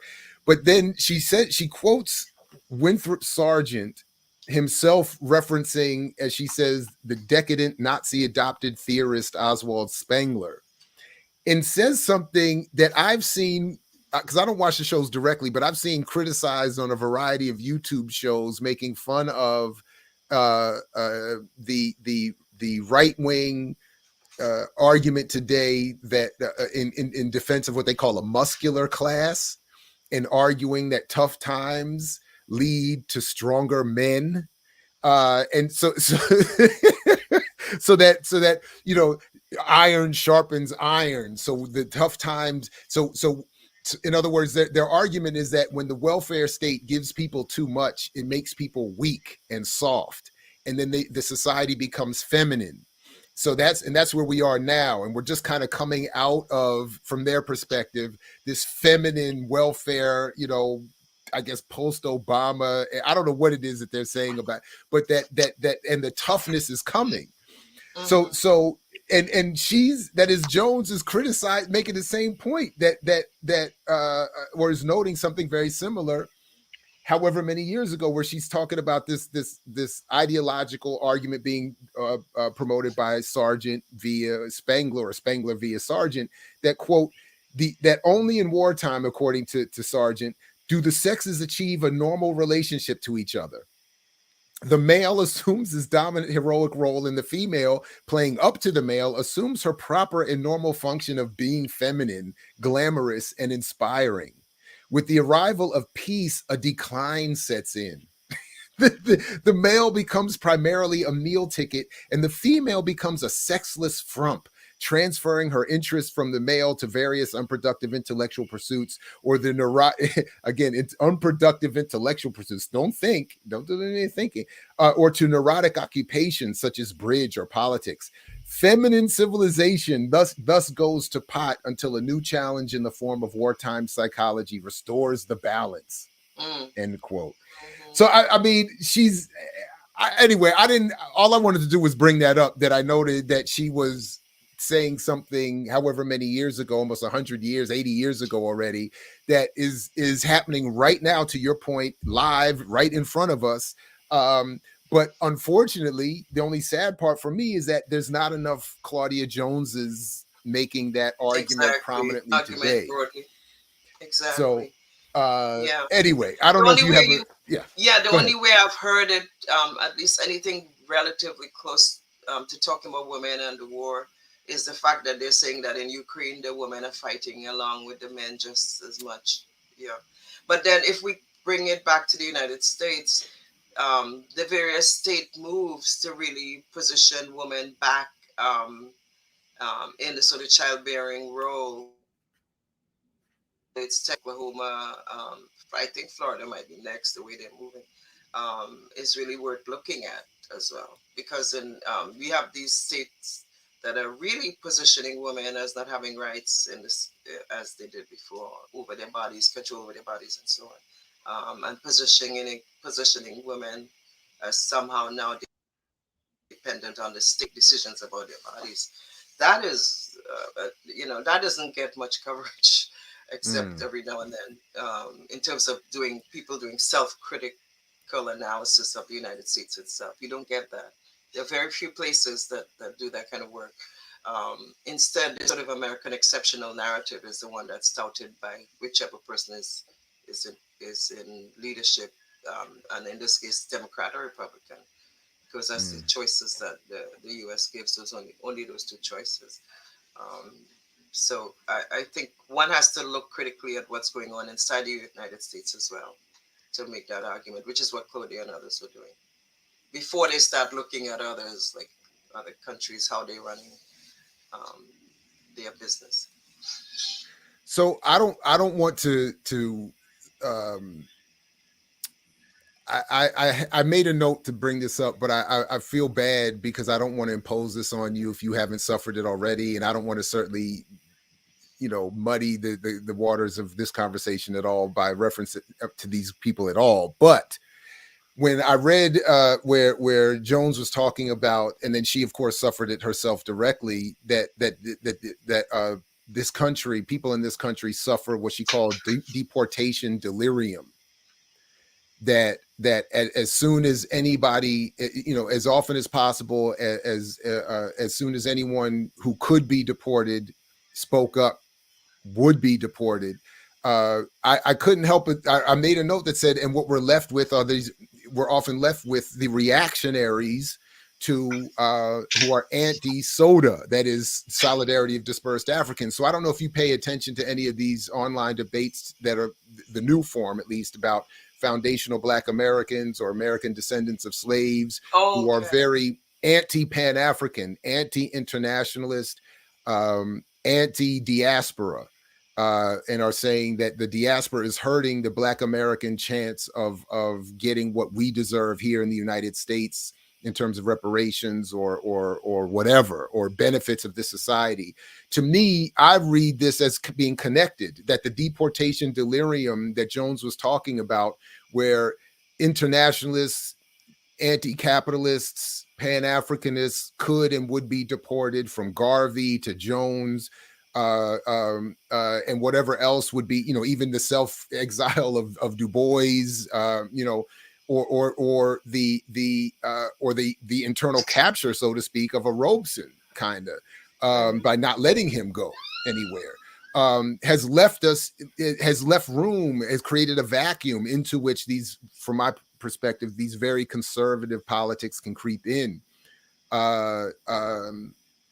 That the deportation delirium wasn't just about the physical removal of radicals, but the intellectual and ideological removal of threatening ideas that have left us with a vacuum. My response to that is really standard, and basically, I think this is something that Black people tend to do more than European Americans. There's a much broader umbrella of acceptance of European Americans wherever they come from, once they get into the United States. Nobody looks at people like Schwarzenegger and say, how come he was able to run for governor and he at that time could hardly speak English. So the question, we tend to be very narrow about who is supposed to belong to this Black community, when people could come from Europe just and they suddenly embrace and they get accepted. So I am patience with that argument, which is so narrow, when you've had all kinds of interactions of Black people across the diaspora, across the Americas, Let me just limit it to that right now. Moving in different directions. So Caribbeans came to South Carolina very early as well. So what are we going to do with that? And became then part of the Babbage and Carolina connection, which people have done quite a bit of research on.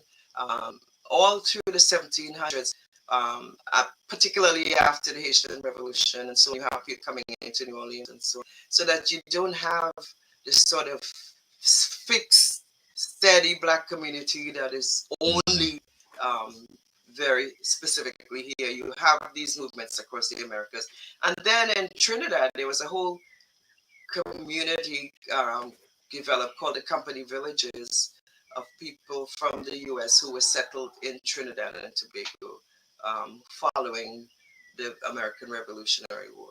So do we send all these people back to the United States and their descendants? No, because they've been there like 3 generations. So it's the same thing here. So I think there's a way of arguing for African American rights, and I think that should be fundamentally part of it. This was my critique, as I indicated last time, of the Cornell Africana Studies Department in its current iteration. So there's a way one has to argue that, but it doesn't mean that one has to exclude anybody else from being considered or being part of the national fabric. I don't buy that disintegration argument where you have a sort of very fragmented set of Black communities as opposed to some way of looking at these things relationally. Otherwise, we end up being too narrow. How do you define then exactly who belongs and who does not? That is a crazy kind of, that falls right back into a very dangerous place. No, it's very simple, Dr. Carole Boyce-Davies. Right. In Sandy Darity's book, they have a formula, and I think it had something to do with if you can prove one grandparent or great-grandparent who was enslaved here in the United States, you can get reparations. And I thought immediately that there would be a lot of people who would have problems proving that, even today, with all the, I mean, again, like some of my own family story gets lost pretty easy. So like, I don't know if you know, that everybody has all the documents going back far enough, but anyway, right. So and then I was like, who's going to sit on the commission? And who's going to be the judge? Is it going to be like, like Spike Lee and, yeah, I don't know, Tyler Perry and Beyonce? But it's a legitimate claim. But Beyonce, New Orleans, when you look at New Orleans, my goodness. No, I don't know. I don't want no drama. All love and respect to Beyonce. But New Orleans, I know. But New Orleans is New Orleans. It's full of complexity. Yeah, I know. I love walking around New Orleans when their sites that indicate that they're also an American colony, that they were colonized by the United States as well. Like, okay, so let's talk about all of that. So, but we need to. I think there's some real rights for African Americans that are not being considered. But again, the point is, it doesn't have to be so limited, so narrow, because that ends up being very dangerous. Yeah. By the way, I used the clip of you talking about Africana in our last interview in my Black Studies classes, and it was very helpful. Yeah. I'd love to know what the students thought. They don't really, honestly, they were more just fascinated and and kind of concerned. We didn't spend too much time going through all the details and the arguments. So they don't know all of the specifics, but they have enough of the context by now to at least raise some questions and concerns. So it started some good discussion, but it was more about, how could this happen, or what do we do about it? And, it was a lot of, me saying, I don't know.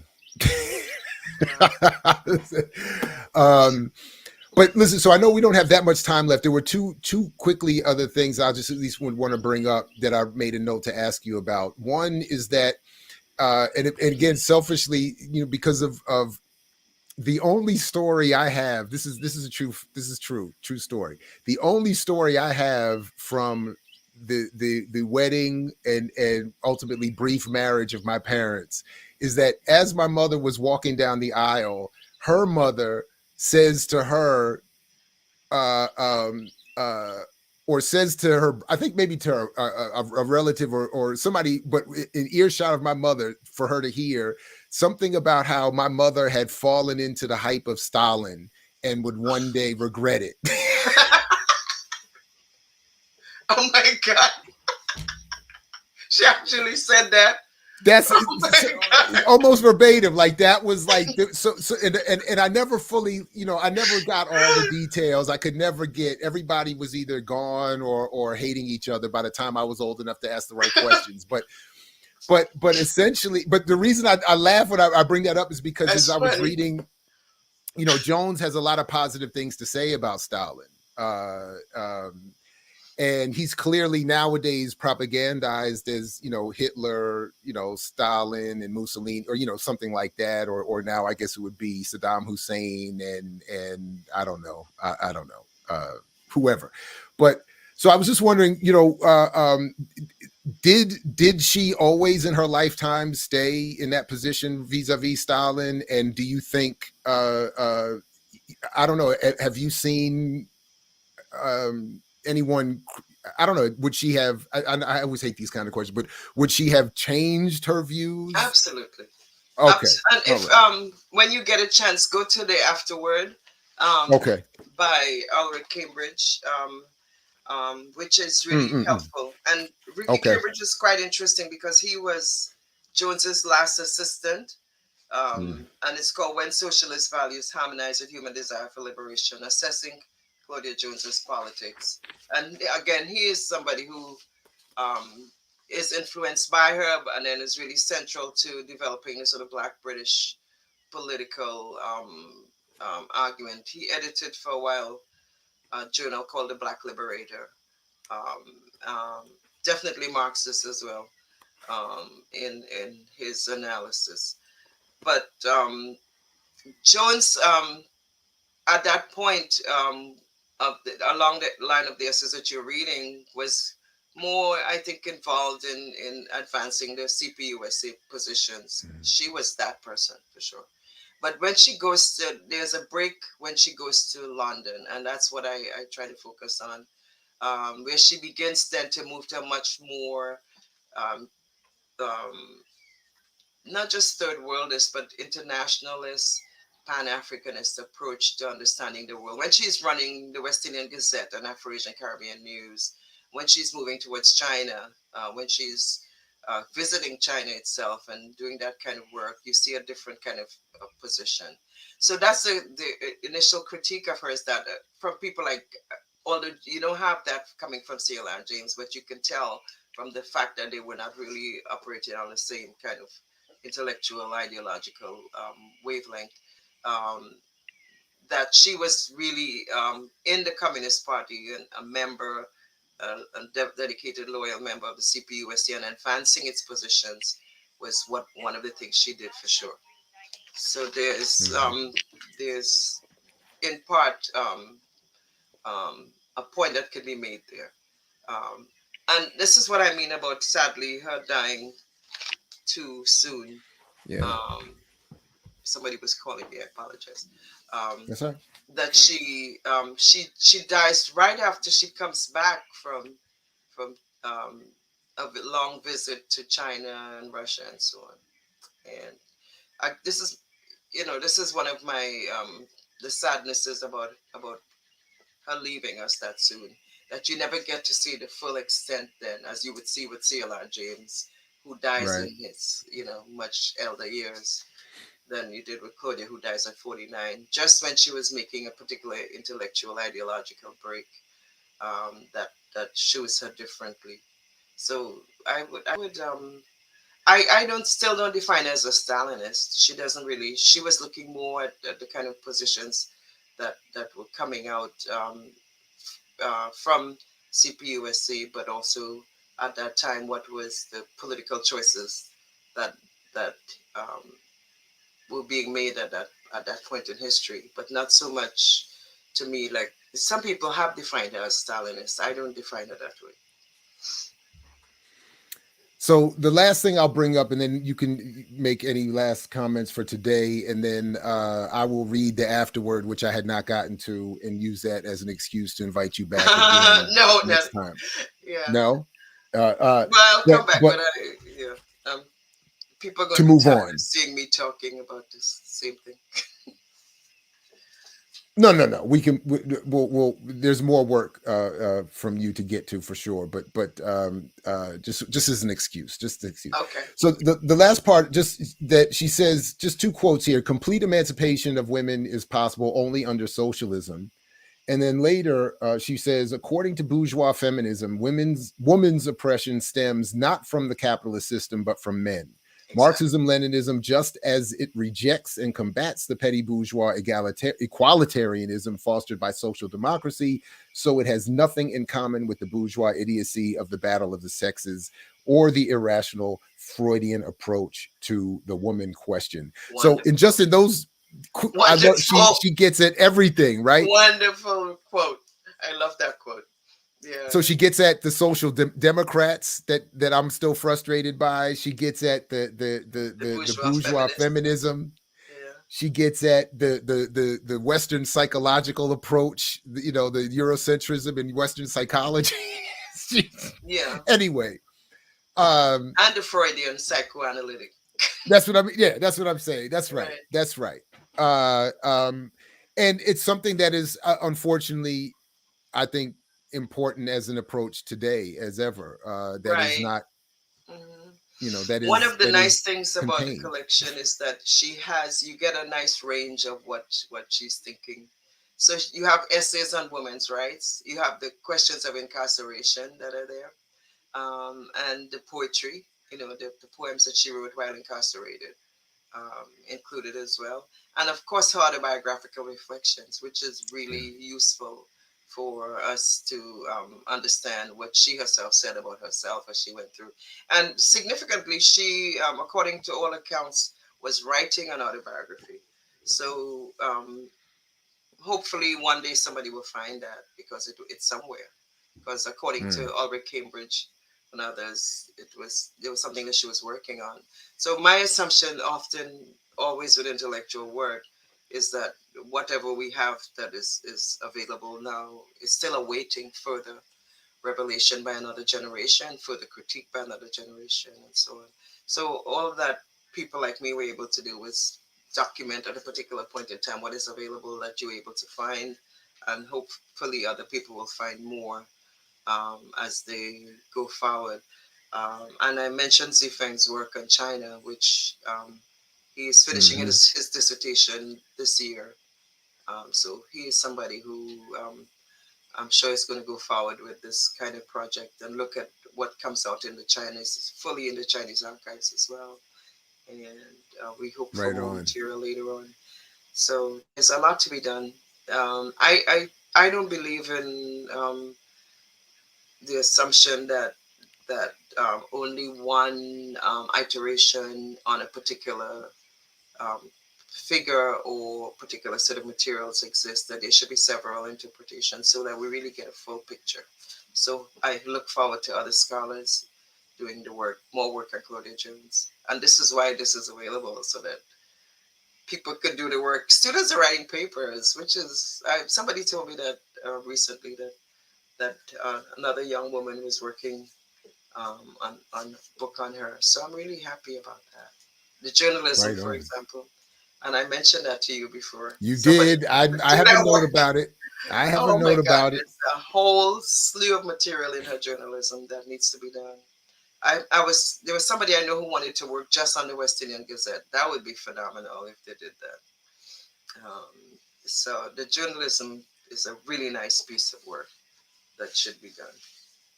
So if you have students, tell them these are areas they can look at. Yeah. Absolutely. Right on.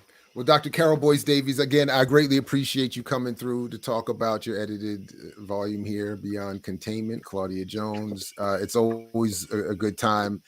My best to you. It's always a pleasure. Thank you for joining us. Yep. There it is. Yeah. All right. Well, take good care. I look forward to talking to you again soon. I thought My you were gonna best have to you. audience questions.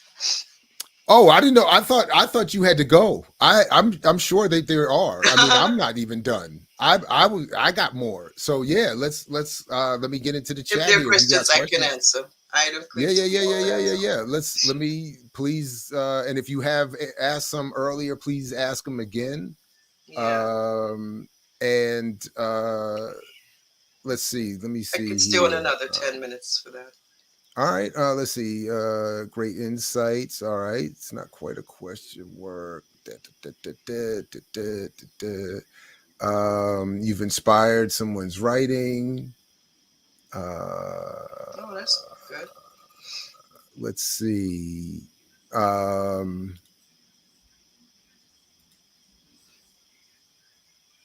I believe Miss Jones would they fall under proletarian feminist ideology? Yeah, I don't. I would say yes. Okay. Working class for sure. She was advocate.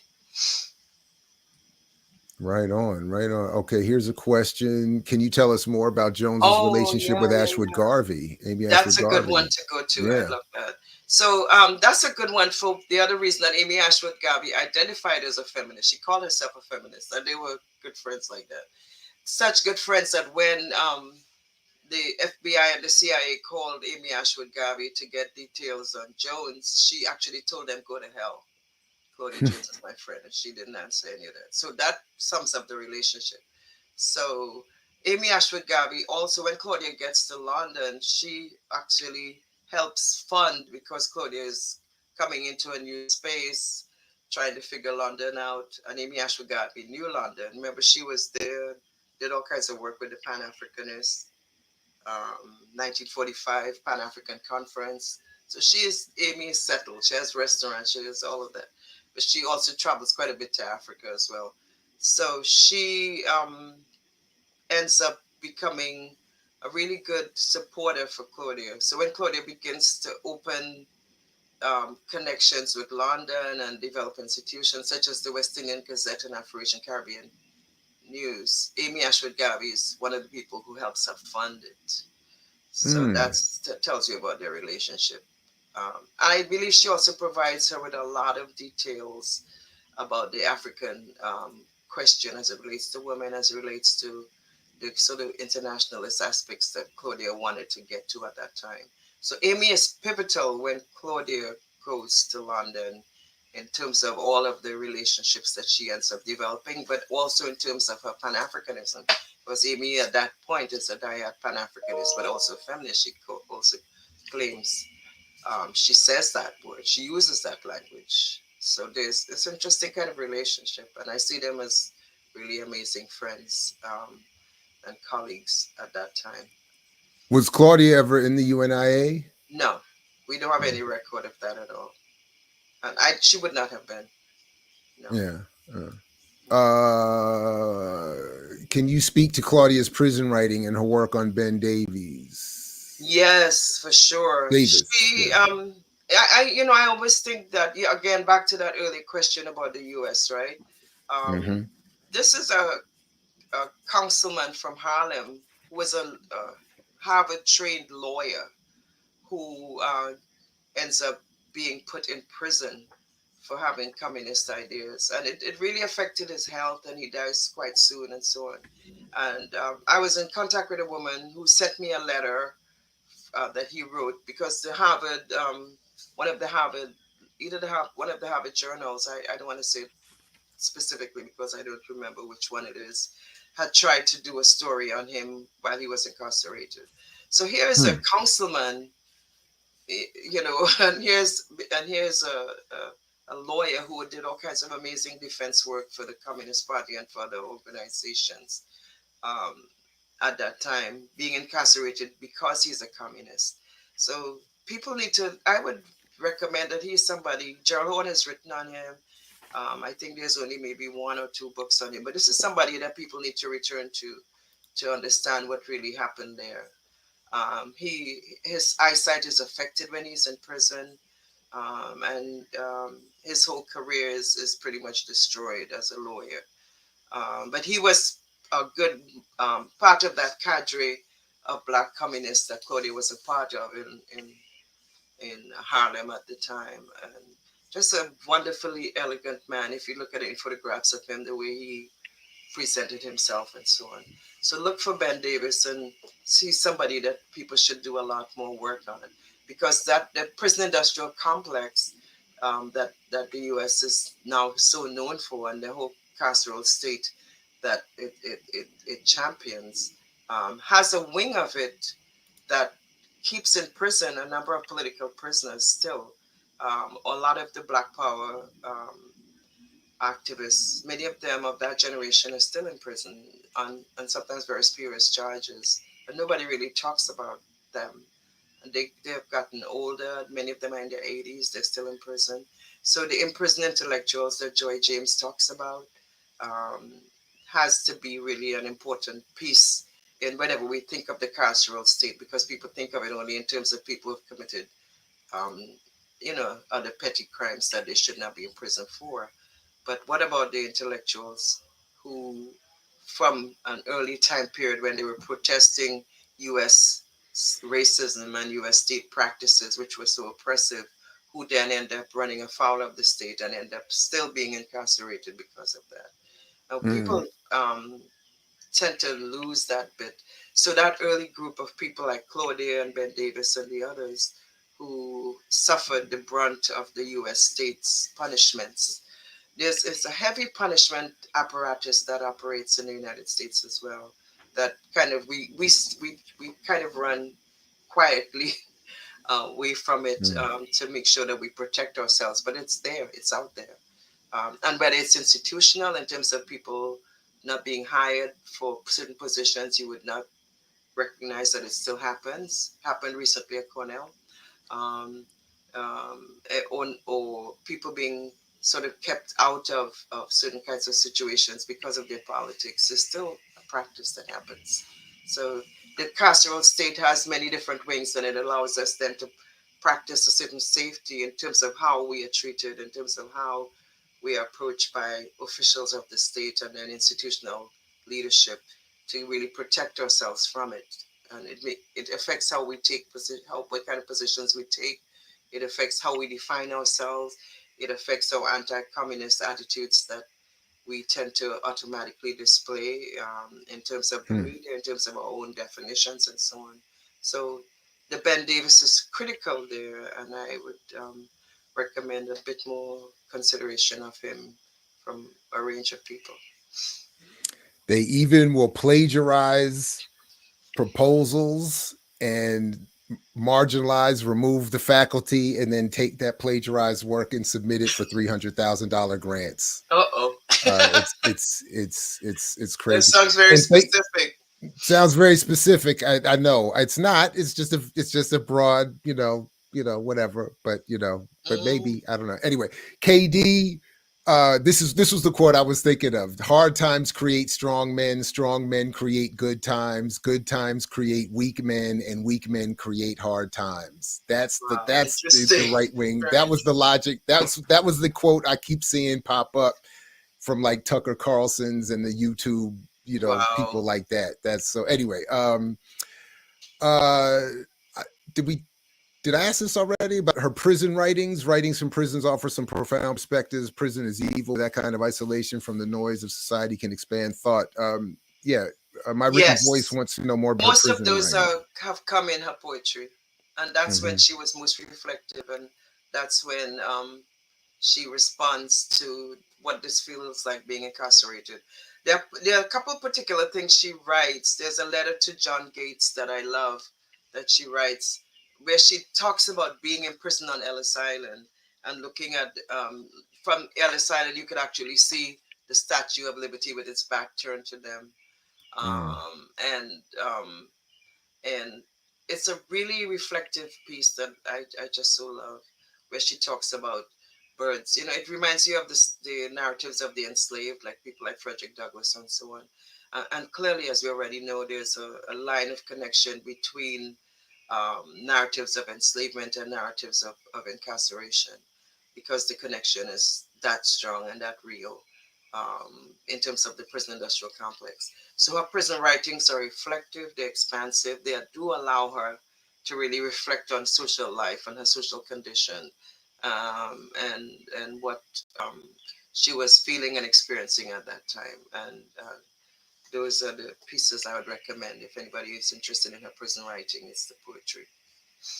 Can I ask? I got 3 more questions. Can we throw them We in can real go quick? to 10:50. Okay. I leave at Okay, I have to great. go somewhere at Okay. 10:30. All right. So the first one is how was Claudia Jones remembered in Trinidad and Tobago? Good question. Wonderful question. It's more and more recognized. Now, she comes from a place in Trinidad called Belmont, and the birth certificate that you showed has that address. 6 Casaubon Lane, Belmont, is where she's identified as being born. And ironically, I was in Trinidad during the Emancipation celebrations, which is August 1, a few years ago, and they were holding they were showing a film screening of, of a film done on her in London, at a place that Robert Young, who owns a really amazing, beautiful line of clothing called The Cloth. And it was right around the corner from where she was born. We were like in shock that we were right there. So that night, we actually, after the film screening, we actually walked around the corner to the street where she was born and did libations, and um, people threw rice and things over the wall to the fence and so on. So it was a really nice evening. Actually, we also found a woman who was a distant cousin of hers who was there. And that was a nice thing to have as well, because she had no idea what happened to her once the family left Trinidad and went to the United States. My critique in Trinidad was that the Afrocentric um, and Yoruba-based Orisha scholars, whenever there was an event, they would be asked to do libation, and they would always pour for CLR, Stokely, this one, Marcus Garvey, everybody. And finally, they started adding her name. So now when they do it, they add Claudia Jones. So I feel I take credit for that. I take the credit.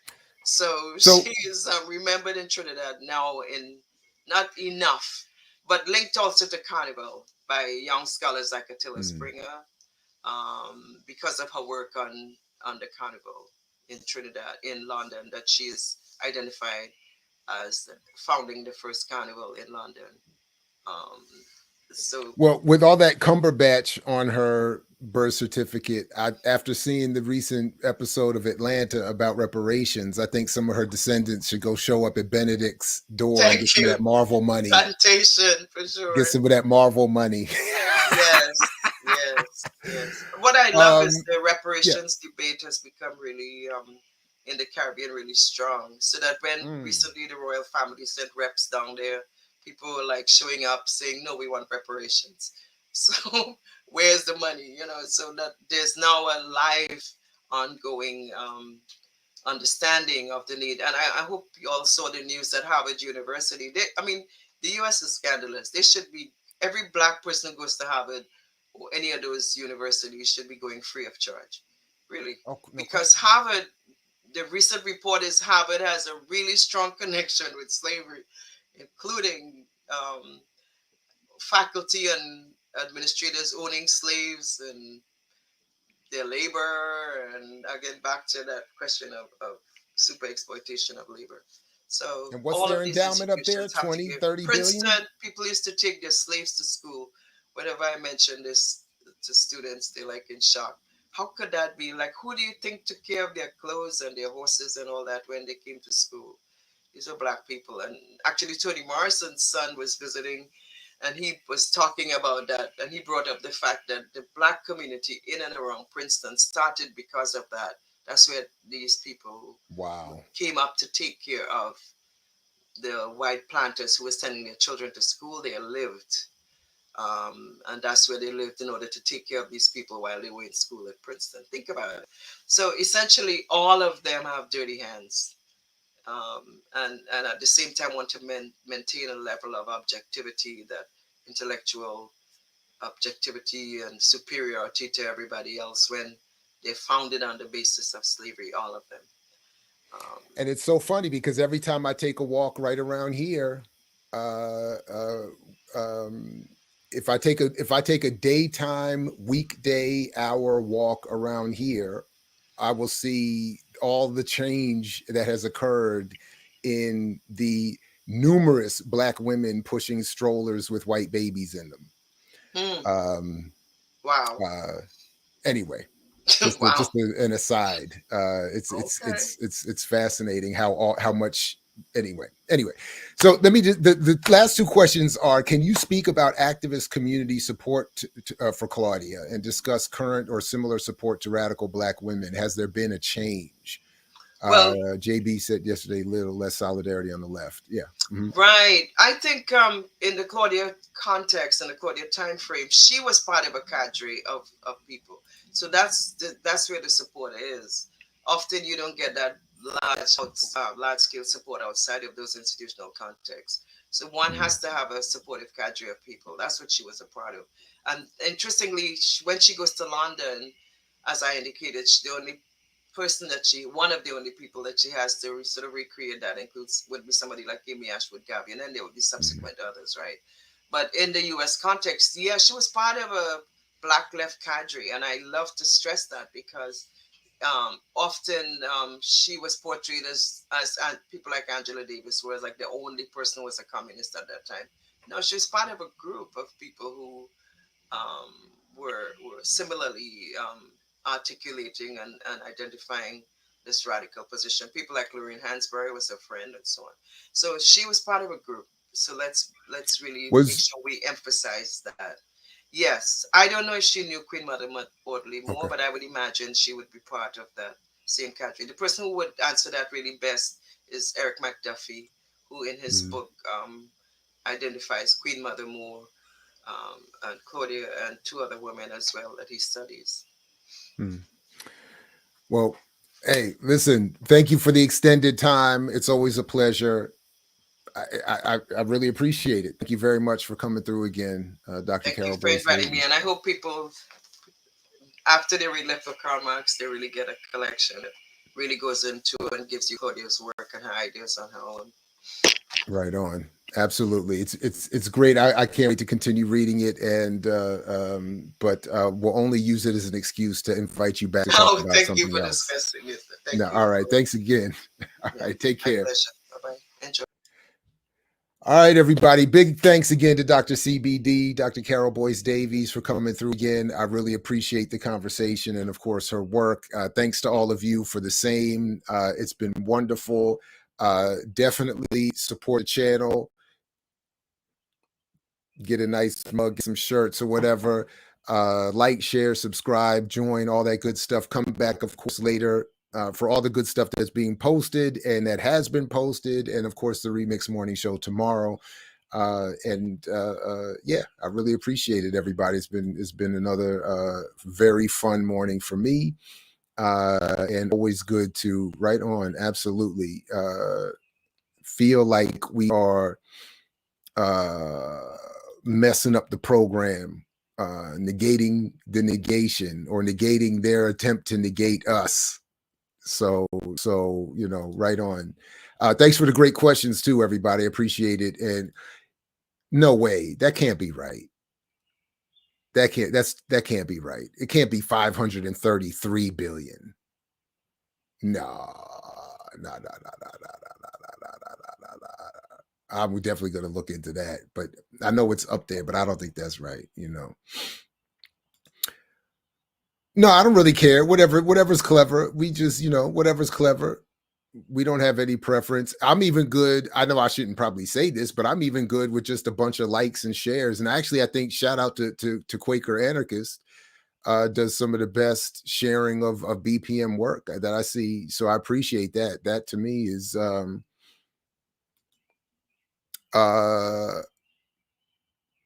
I don't see why not.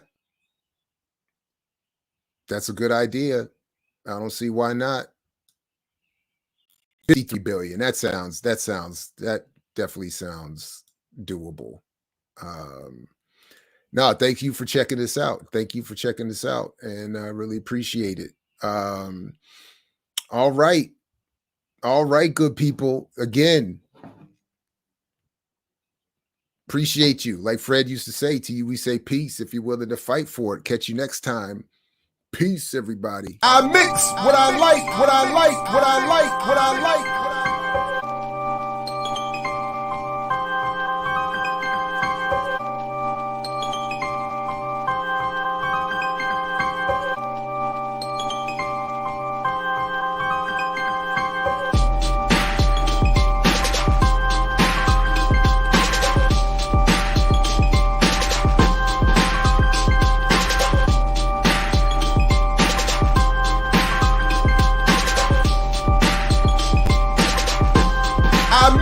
What I like, what I like, what I like, what I